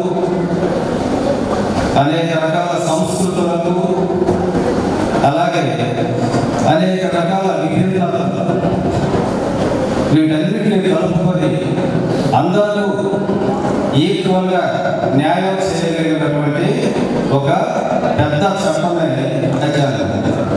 ఎందుకంటే ఇప్పుడు దాకా లాయర్ గారు మాట్లాడారు, ఆయన చాలా పెద్ద లాయర్. నేను పోలీసులో చేశాను గతంలో, అప్పటి నుంచి సార్ నాకు తెలుసు. చట్టం గురించి, రాజ్యాంగం గురించి చాలా అద్భుతంగా మాట్లాడారు. మీరు తెలుసుకోవాల్సింది ఏంటంటే విద్యార్థులుగా ఈ చట్టం ఒక దేశంలో ఉన్న ప్రజలందరికీ అనుకూలంగా, ప్రజలందరి అభ్యున్నతిని ఆశించేదిగా ఉన్నప్పుడే అది రాజ్యాంగం అవుతుంది. అలాంటి గొప్ప రాజ్యాంగాన్ని మనకిచ్చిన డాక్టర్ బాబాసాహెబ్ అంబేద్కర్ మనందరం ఎంతగానో రుణపడి ఉన్నాం. ఆయన 1949 నవంబర్ 26వ తేదీన రాజ్యాంగ సభను, కాన్స్టిట్యూంట్ అసెంబ్లీ అంటారు దాన్ని ఉద్దేశించి ప్రసంగిస్తూ ఒక మాట చెప్తారు, లిబర్టీ, ఈక్వాలిటీ, ఫ్రాటర్నిటీ. ఫ్రాటర్నిటీ అంటే బ్రదర్లీహుడ్ అంటాం, సోదర భావం. ఆ సోదర భావం మన దేశంలో ఉందా? మన దేశంలో ఉన్న అన్ని వర్గాల మధ్య ఉందా? అన్ని మతాల మధ్య ఉందా అనేది మనం పరీక్షించినప్పుడు అది లేదనే మనకు అర్థం అవుతుంది. ముఖ్యంగా మీరు అమ్మాయిలు కాబట్టి స్త్రీలు ఏ కులంలో ఉన్నా, ఏ మతంలో ఉన్నా సెకండ్ రేట్ జనరేషన్ కానీ, సెకండ్ రేట్ హ్యూమన్ బీయింగ్స్ కానీ కన్సిడర్ చేయబడతారు. ఈవెన్ మన ఇళ్లలో చూసుకున్నా సరే, మీ తమ్ముడు ఎవరైనా ఉంటే మిమ్మల్ని డామినేట్ చేయడానికి ప్రయత్నం చేస్తారు. గుర్తుంచుకోండి, గమనించుకోండి. మీ తమ్ముళ్ళు కూడా మిమ్మల్ని డామినేట్ చేయడానికి ప్రయత్నం చేస్తారు. ఎందుకు? Reasons a male dominating society, patriarchal society అంటాం ఇంగ్లీష్. సో ఇది ఇన్ఈక్వాలిటీ అనేది మగవాళ్ళకి ఆడవాళ్ళకి మధ్య కూడా జరుగుతూ ఉంది. మరి ఆడపిల్లల కోసం అద్భుతమైన ఒక రాజ్యాంగాన్ని బాబాసాహెబ్ తయారు చేశారు. అంతేకాకుండా హిందూ కోడ్ బిల్ అనే దాన్ని తెచ్చి హిందూ వ్యవస్థలో ఉన్నటువంటి లేదా మన దేశంలో ఉన్న స్త్రీలందరికీ సంబంధించిన హక్కులను ఇవ్వడానికి ఆయన ఎంత గొప్ప త్యాగం చేశారంటే, ఆ చట్టం అమలు కానందుకు ఆయన రిజైన్ చేయడం కూడా జరిగింది మంత్రివర్గం నుంచి. సో అంత గొప్పవాడు డాక్టర్ బిఆర్ అంబేద్కర్. మీరు ముఖ్యంగా స్త్రీలు గుర్తుంచుకోవాలి, అమ్మాయిలు గుర్తుంచుకోవాలి. మీ అందరికీ నిజమైన విమోచకుడు ఎవరు? స్త్రీ జాతి ఉద్ధరణకు నడుము కట్టి పోరాడి తన తుది శ్వాస వరకు ఫైట్ చేసిన వ్యక్తి ఎవరు ఉన్నారంటే డాక్టర్ బిఆర్ అంబేద్కర్. అమ్మాయిలు గుర్తు పెట్టుకోండి. సో మన దేశం అనేక మతాలు, అనేక కులాలు, అనేక వర్గాలు ఉన్నటువంటి దేశం. విభిన్నతకు ఒక రోల్ మోడల్గా నిలుస్తుంది మన దేశం. అలాంటి దేశంలో రాజ్యాంగం తయారు చేయడం అంటే అంత ఈజీ కాదు. ఒక ఫ్రాన్స్ దేశానికో లేదా ఇంగ్లాండ్కో, ఒక ఆఫ్రికన్ నేషన్కో రాజ్యాంగం రాయడం ఈజీగా ఉంటుంది. కానీ అనేక సంస్కృతులకు వెలువడినటువంటి భారతదేశ రాజ్యాంగం అనేది ఎంత గొప్పగా ఉండాలంటే, ఎంత అద్భుతంగా ఉంటే, ప్రజలందరికీ న్యాయం చేకూరాలంటే ఎలాంటి రాజ్యాంగం కావాలో దానికి ఆయన కొన్ని సంవత్సరాల పాటు, సుమారు 3 సంవత్సరాల పాటు నిర్విరామంగా నిద్రాహారాలు మాని తన ఆరోగ్యాన్ని కూడా పణంగా పెట్టి ఈ రాజ్యాంగాన్ని ఆయన రాయడం జరిగింది. సో అంత గొప్ప రాజ్యాంగాన్ని ఇచ్చిన బాబాసాహెబ్కు మనందరం నిత్యము రుణపడాలి. ఆయన ఆశయ సాధన కోసం మనందరం కృషి చేయాలని కోరుకుంటూ నాకు ఈ అవకాశం ఇచ్చినటువంటి ఆర్గనైజర్స్ అందరికీ ధన్యవాదాలు తెలియజేసుకుంటూ ముగిస్తున్నాను. Thank you. జోహార్ డాక్టర్ బిఆర్ అంబేద్కర్. జోహార్ డాక్టర్ బిఆర్ అంబేద్కర్. నేర్చుకుందాం అంబేద్కర్ ఆలోచన విధానాన్ని. నేర్చుకుందాం అంబేద్కర్ ఆలోచన విధానాన్ని. అవలంబిద్దాం అంబేద్కర్ బోధనలను. నమస్కారం. మా పిల్లలు ఇందాక సోదరులు చెప్పారు, ఈ కార్యక్రమం మీ భవిష్యత్తు కోసం ఏర్పాటు చేయబడింది. మా పిల్లలు ఏదో కాస్త కబుర్లు చెప్పిన విధంగా ఉన్నారు. అమ్మా దయచేసి ఇంట్లో నేను మీకు ప్రశ్న వేస్తున్నాను. నేను ఐఏఎస్ ఆఫీసర్ కావాలా, ఐపీఎస్ ఆఫీసర్ కావాలా, గ్రూప్ ఆఫీసర్ కావాలా, అని మీలో ఎవరికైతే ఆలోచన ఉన్నదో ఒకసారి చెయ్యి చూపించాల్సిందిగా కోరుతున్నాను.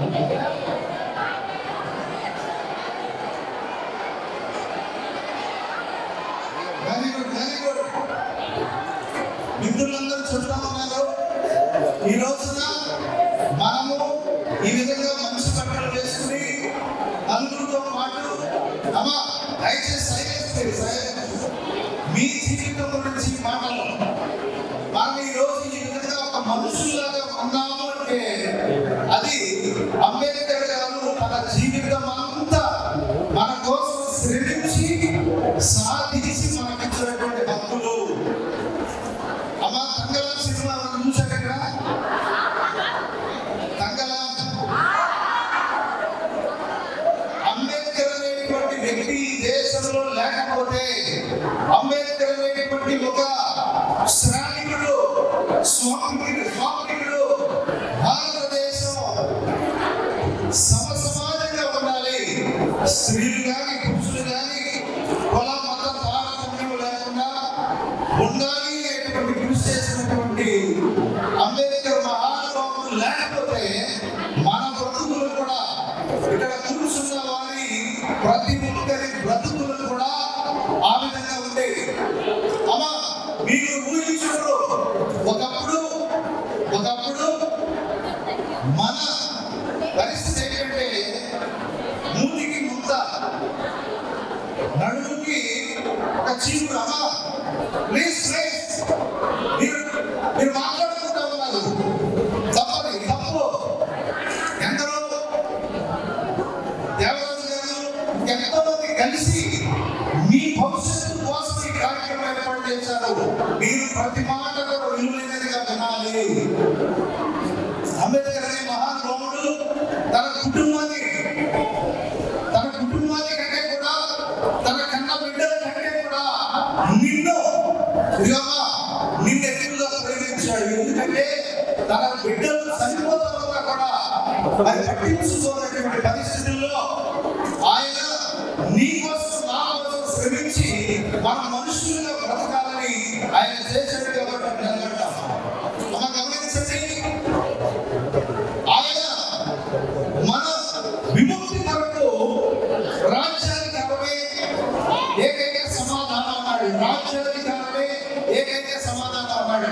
ఈ రోజున శ్రమించి తీసుకొచ్చినటువంటి అధికారాన్ని ఉన్నత వర్గాలుగా ఉన్నవారు దోపిడీలతో చేస్తూ మన బ్రతుకుని చిత్రం చేస్తా ఉన్నారు. అమ్మ గమనించండి, మనం కనుక మనుషుల్లాగా ఉండాలి అంటే ఇప్పుడు మనకు ఉన్నటువంటి రిజర్వేషన్లు కూడా కలిసి వేసేటువంటి పరిస్థితి జరుగుతూ ఉంది.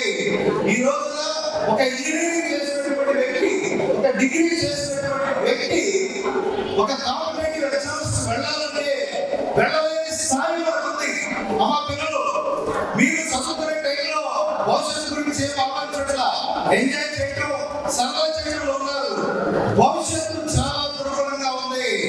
మనకు ఉండేటువంటి రిజర్వేషన్ ఎత్తివేసే కార్యక్రమం కుట్ర జరుగుతూ ఉంది.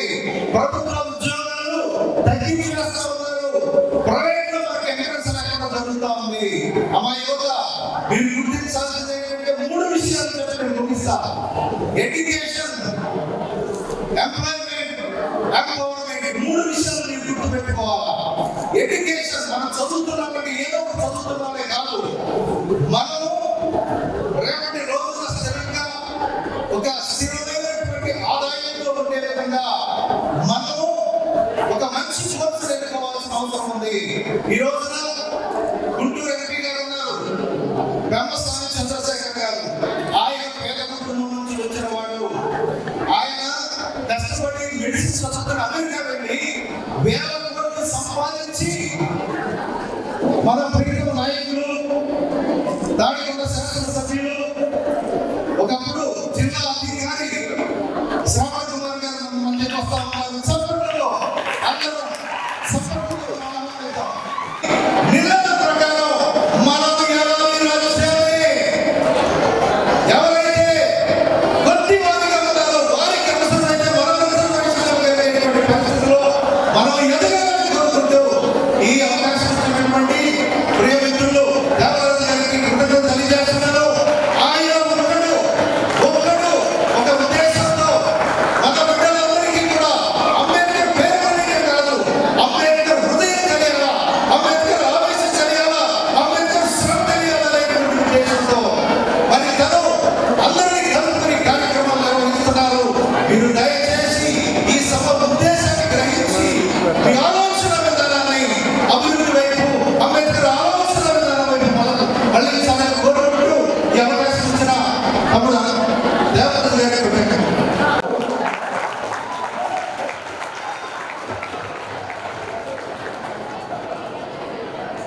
అందరికీ భారత రాజ్యాంగ శుభాకాంక్షలు.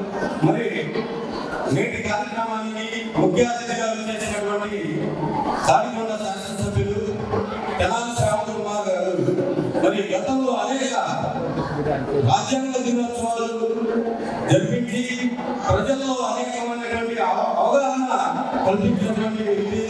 అదేవిధంగా నిత్య శ్రామికులు ఎప్పుడు మరి కష్టపడుతూ మరి మంచి ఉన్నత శిఖరాలకు చేరుకున్న వ్యక్తి. మరి పూలే అంబేద్కరిజంలో మరి మంచి అంబేద్కర్ మరి శ్రావణ్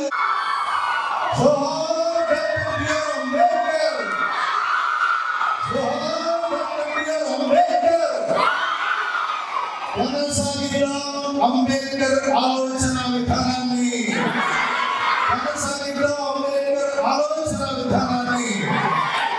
దయచేసి కూర్చోండి.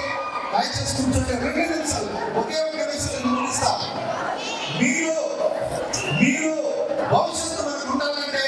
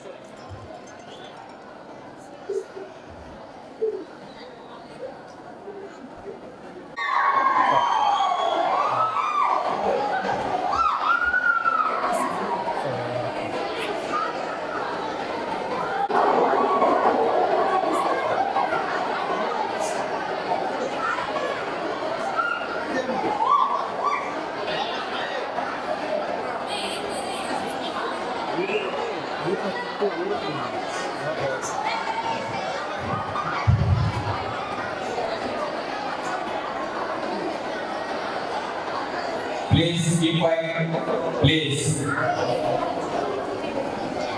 ఇది మన కోసం పెట్టిన సభ కాబట్టి, మన భవిష్యత్తు కోసం పెట్టిన సభ కాబట్టి మన కామ్గా ఉన్నాం, క్రమశిక్షణగా ఉన్నాం. Please keep quiet.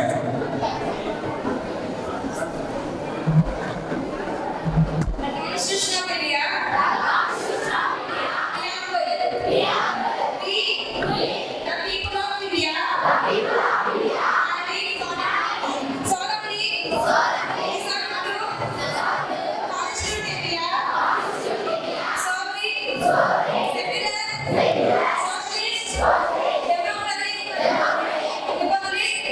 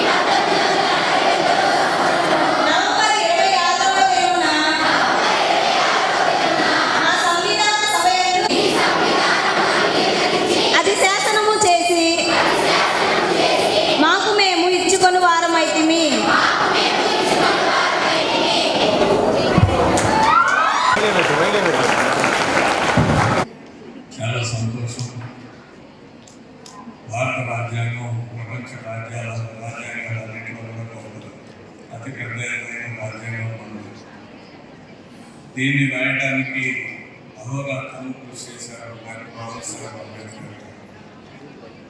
రాజ్యాంగ రచన కమిటీ చైర్మన్గా ఇతర సభ్యులు నియమకులు కాబడినప్పటికీ ఒక్కడే ఎవరు కూడా దాని మీద శ్రద్ధ చూపించి రాసిన వారు లేరు. ఒక్కడే ఒంటి చేతితో ఈ కార్యక్రమాన్ని పూర్తి చేశారు. 49 నవంబర్ 26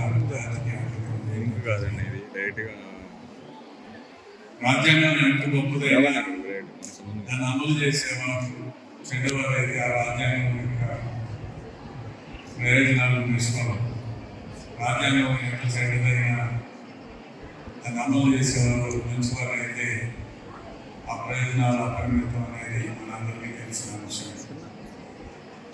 మీలో చాలా మంది ఈ రాజ్యాంగానికి సంబంధించిన అంశాల మీద, బాలసాల జీవిత చరిత్ర మీద పోటీ పరీక్షగా హాజరయ్యి ఉంటారని నేను భావిస్తాను.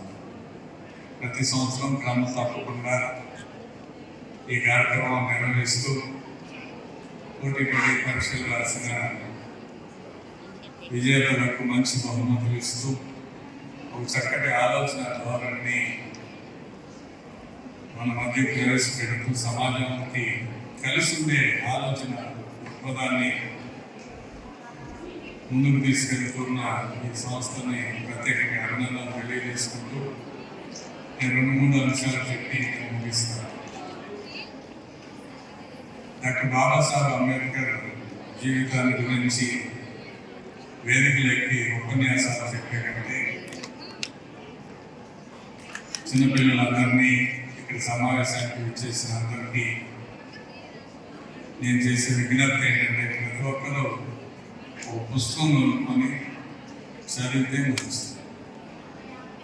ఆయన పలానాప్పుడు పుట్టాడు, పేదరికంలో పెరిగాడు, లేదా ఇటువంటి జీవిత చరిత్ర స్వయంగా చదివి అనుభూతి చెంది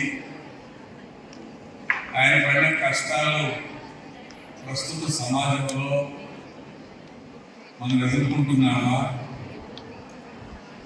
లేదు ఆయన కంటే పోలిక చేసుకున్నప్పుడు కొంత మెరుగ్గానే జీవితం సాగిస్తున్నామా అనేది ధైర్యం చేసుకోవాలనుకుంటున్నాను. స్కూల్ లోపలికి వచ్చి గదిలో కూర్చుని చదువుకునే సౌకర్యమే లేని వ్యక్తి, చదువుకోవడానికి పుస్తకాలు కొనుక్కోలేని వ్యక్తి అపార మేధా సంపత్తిని ఎలా సంపాదించారు? ఆనాడున్న రాజకీయ పరిస్థితుల్లో యోధాలు యోధులు, డబ్బు కలిగిన వారు, కులం కలిగిన వారు మరియు అధికార లాలసత్వాన్ని అందిపుచ్చుకున్న వారు వీరందరూ సాధించలేని ఒక చరిత్ర రూపొందించిన వ్యక్తి డాక్టర్ బాబాసాహెబ్ అంబేద్కర్. కష్టపడి చదివి ఆ చదువుని భవిష్యత్ తరాలకి ఆదర్శంగా ఉపయోగించిన వ్యక్తి డాక్టర్ బాబాసాహెబ్ అంబేద్కర్. ఎక్కువ మంది అనుకుంటారు మనమే దీని గురించి మాట్లాడుకుంటుంటే వీళ్ళ కులానికి చెందిన వారు కాబట్టి మాట్లాడతారు అనుకుంటారు. కానీ ప్రతి ఒక్కరూ మీరు ఈ కార్యక్రమంలో పాల్గొన్న ప్రతి ఒక్కరూ దయచేసి నా విజ్ఞప్తి ఏంటంటే ఆయనకు సంబంధించిన జీవితానికి సంబంధించి కానీ, ఆయన చేసిన రచనలు కానీ, ఆయనకు సంబంధించిన ప్రతి అంశాన్ని ఈరోజు అందుబాటులో ఉంది. చదివితే పోరాటం అంటే ఏంటి, సమాజాన్ని దిద్దుబాటు చేయడం ఎట్లా, సమాజం యొక్క దిశ మార్చాలంటే మనం ఏం చేయాలి, ఆ మార్పు కోసం ఒక అంబేద్కర్ రైట్గా లేదా ఒక భారతీయ పౌరుడిగా రాజ్యాంగాన్ని త్రికరణ శుద్ధిగా నిర్ణయం ఇవ్వాలిగా నేనేం చేయగలుగుతున్నానని ప్రశ్నించుకోవాల్సిన సమయం. చదువుకున్నాడు, ఇప్పుడున్న స్కాలర్షిప్ లాగానే విదేశీ ఉద్యోగం తీసుకున్నాడు, విదేశాలకు వెళ్ళి చదువు పూర్తి చేసుకొచ్చాడు. స్కాలర్షిప్ కండిషన్ ప్రకారం పాలగారి సంస్థానంలో పనిచేయాల్సిన పరిస్థితి వచ్చింది. పనిచేస్తున్న సందర్భంలో ఈయన డిఫెన్స్ సెక్రటరీగా ఉంటే గుమస్తా దఫేదార్ అంటారు, లేకపోతే అటెండర్. ఫైల్ చేతికివ్వడానికి కూడా అక్రాంతనాన్ని అనుభవించింది. ఫైల్ చేతికిచ్చేవారు కాదు. మరి ఈ రోజున పరిస్థితి లేదు. అటువంటి పరిస్థితుల్లో ఉద్యోగంలో ఉన్నత స్థాయి ఒక సెక్రటరీ స్థాయి హోదాను అనుభవిస్తూ కూడా ఇబ్బంది పడిన సాధారణ. చిన్న తేడా జరిగితే మనం పంచుకోలేకపోతున్నాం. కానీ సమాజం ఆధారంగా అంటే మనం నిరూపణ ఒకటే కాదు కావాల్సింది, మనతో పాటు సమాజం యొక్క మనస్తత్వాన్ని కూడా మార్పుదం చేయాల్సిన బాధ్యత దాన్ని గుర్తు చేస్తాం. ఇటువంటి సందర్భాల్లో ఏం చేయాలో తెలియక లెక్చరర్గా ఉద్యోగం చేస్తా అంటే అక్కడ ఇచ్చే పరిస్థితి. తెలియని విషయాలంటే మీ అందరికీ బాంబే స్టాక్ ఎక్స్చేంజ్లో షేర్స్ కొని అనే సలహాలు సూచనలు ఇచ్చే ఆఫీస్ పెట్టుకొని ఆయన ఆర్థిక శాస్త్రవేత్త కాబట్టి నడిపిస్తూ ఉంటే అక్కడ కూడా ప్రభుత్వం వెనకాడిన పరిస్థితి. నేను మీ అందరికీ ఎందుకు చెప్తున్నానంటే ఈ విషయాలు సమాజం కింది వర్గాలని భారతదేశ సామాజిక పరిస్థితుల దృష్ట్యా వెనకాడి వేధిస్తుంది. అది బాబాసాహెబ్ అంబేద్కర్కి తప్పలేదు. కానీ దాన్ని ఆయన కసిగా కర్రదీసుకుని కొట్టలేదు, లేదా తుపాకీ పట్టుకుని అడ్డంలో పోలేదు, లేదా ఒక విప్లవ యోధులాగా పోరాట పనులను మార్చుకొని సమాజంలో యొక్క రీతిని మార్చడానికి ప్రయత్నం చేశాడు. ఆ ప్రయత్నంలో కొంత భాగమే భారత రాజ్యాంగం. అటువంటి అవకాశం కోసం ఆయన పనిచేశారు. అటువంటి ఆలోచన దృక్పథాన్ని మనం పెంపొందించుకోవాల్సిన బాధ్యత మనందరం మీద ఉంది. మా చిన్నప్పుడు ఇంటర్మీడియట్ చదవడానికి హాస్టల్లో జాయిన్ అవుతే హాస్టల్ వార్డెన్ గారు ఒక కథ చెప్పారు. నాకు ఇప్పటికీ చెవుల్లో మారుమవుతాం. అదేంటంటే కుక్కలు కుక్కలే, నక్కలు నక్కలే, పులులు పులులే, సింహాలు సింహాలే, కానీ మనిషి మాత్రం మనిషి కాదు. మనిషిలో కొందరు కుక్కలు ఉంటారు, నక్కలు ఉంటారు, పులులు ఉంటారు, సింహాలు ఉంటారు. ఇది సమాజం. వీటన్నిటిని ఎదుర్కొని బతకాల్సిన బాధ్యత మనందరి మీద ఉంది. తెలియకుండా మనం ఒక మోసలో పెరిగాం, ఇలాగే ఉంటాం, ఇదే నా విధానం అనుకుంటే చాలా కష్టం. సమాజంలో అన్ని రకాలైన వ్యక్తులు ఉంటారు. మోసగాళ్ళు ఉంటారు, అంటే నక్కలు. విశ్వాసంగా ఉండేవాళ్ళు ఉంటారు, కుక్కల్లాగా పోరాడేవాళ్ళు ఉంటారు. ఇలా అన్ని రకాలైన ప్రజలు ఉంటారు. దళితులు ఎక్కువ శాతం చదువుకుంటున్నారు కానీ సమాజాన్ని చదువుకుంటున్నారు. సమాజంలో ఉన్న రీతిని, సమాజం పోకడని, సమాజంలో ఉన్న రాజకీయాన్ని, సమాజంలో ఉన్న అంతరాలని, ఇతర కులాలలో పోకడల్ని వారు ఎలాగ అభివృద్ధి చెందుతున్నారు ఆర్థికంగా, సామాజికంగా, రాజకీయంగా అందలాలుగా ఎక్కుతున్నారు. ఈ చదువు మానేసి బాబాసాహెబ్ అంబేద్కర్ ఏం చెప్పారంటే బోధించండి, సమీకరించండి, పోరాడండి. Educate, organise and agitate. Agitation ఎప్పుడు చెప్పాడు? ముందు బోధించాలి, సమాజ రీతిని చదవాలి, మహానుభావుల జీవిత చరిత్ర గురించి నేర్చుకోవాలి.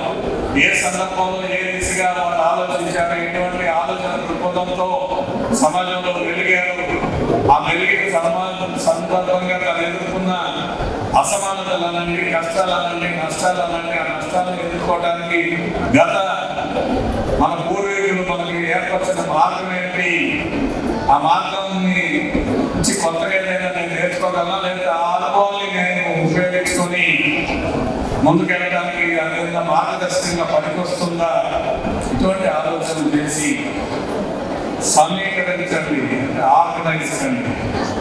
సమస్యల మీద ముందు చూపుతో అభివృద్ధి కోసం ఆర్థికంగా, సామాజికంగా, భౌతికంగా, రాజకీయంగా ఎదగడం ఎలాగ అనేది ఆలోచన చేయడం వల్ల యాజిటేషన్కి వచ్చేసరికి విచ్ఛిన్నం అవుతాం.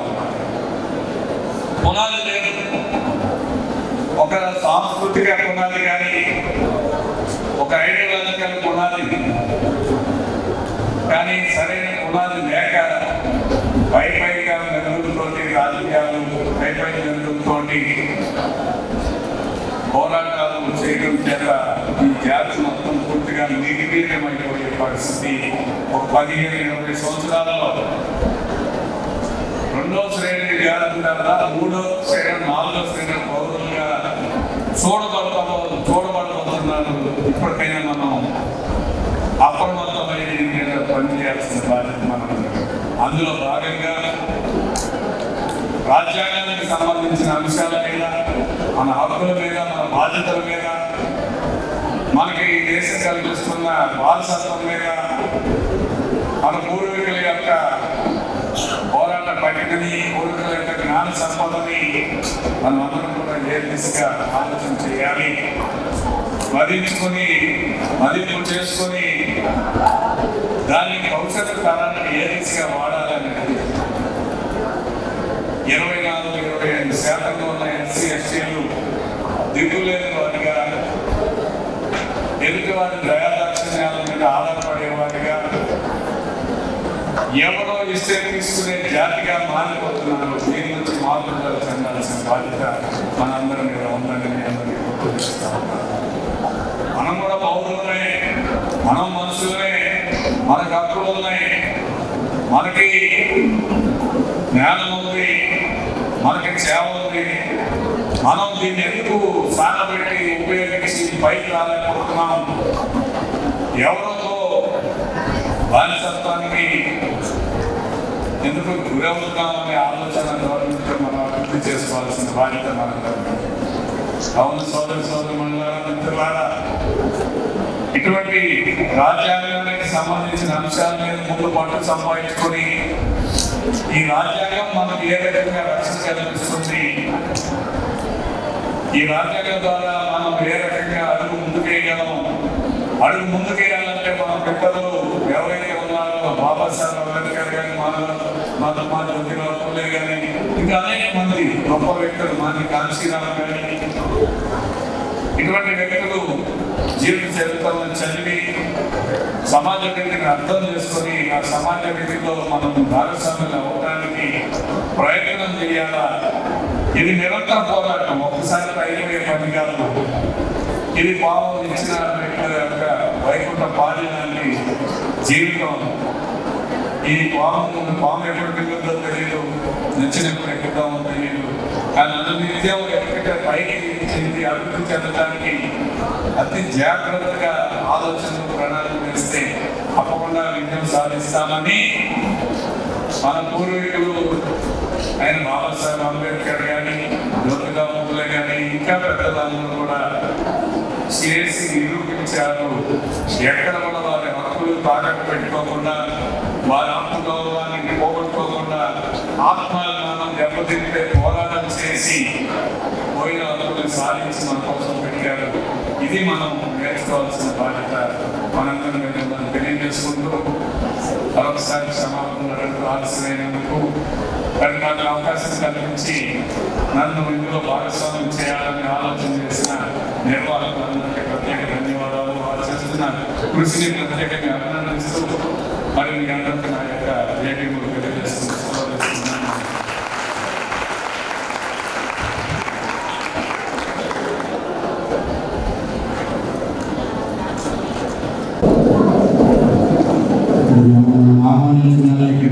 ఇచ్చేసి అనేకమైనటువంటి అమూల్యమైన విలువైనటువంటి భారత రాజ్యాంగ విలువల గురించి తెలియజేసినటువంటి తాడికొండ శాసనసభ్యులు శ్రావణ్ కుమార్ గారికి అందరి తరఫున ధన్యవాదాలు తెలియజేస్తున్నాం. అదేవిధంగా ప్రతి ఇయర్ కూడా మనం పరీక్ష పెడతాం. ఈ సంవత్సరం భారత రాజ్యాంగం, బహుజనవాద జీవిత చరిత్రలు, అంబేద్కర్ రాజ్యంలో ప్రసంగాలు అనేటటువంటి సిలబస్తో రేపు డిసెంబర్ 14 నిర్వహించాల్సినటువంటి పరీక్షను మరి గ్రూప్ 2 ఫిబ్రవరి 23 కావడం అనేక మంది మన పిల్లలు రిక్వెస్ట్ చేస్తున్నారు. మరి మేము ఆ స్టడీలో బిజీగా ఉన్నాం, ఇంకొక కొద్ది కాలం దాన్ని పోస్ట్పోన్ చేయాల్సిందిగా కోరి ఉన్నారు. కావున వారిని కూడా దృష్టిలో ఉంచుకొని మరి ఈ పరీక్షను రేపు మే నెల 10వ తారీఖు నిర్వహిస్తున్నాం. దానికి సంబంధించినటువంటి పాంప్లెట్ను గౌరవ శాసనసభ్యులు శ్రావణ్ కుమార్ గారు దీన్ని ఆవిష్కరించాల్సిందిగా కోరుతున్నాం. అదేవిధంగా ఈ కార్యక్రమానికి ఇచ్చేసినటువంటి పల్నాడు డిఆర్ఓ గారు మురళి గారిని కూడా ఈ కార్యక్రమంలో భాగస్వామ్యం పంచుకోవాల్సిందిగా కోరుతున్నాం.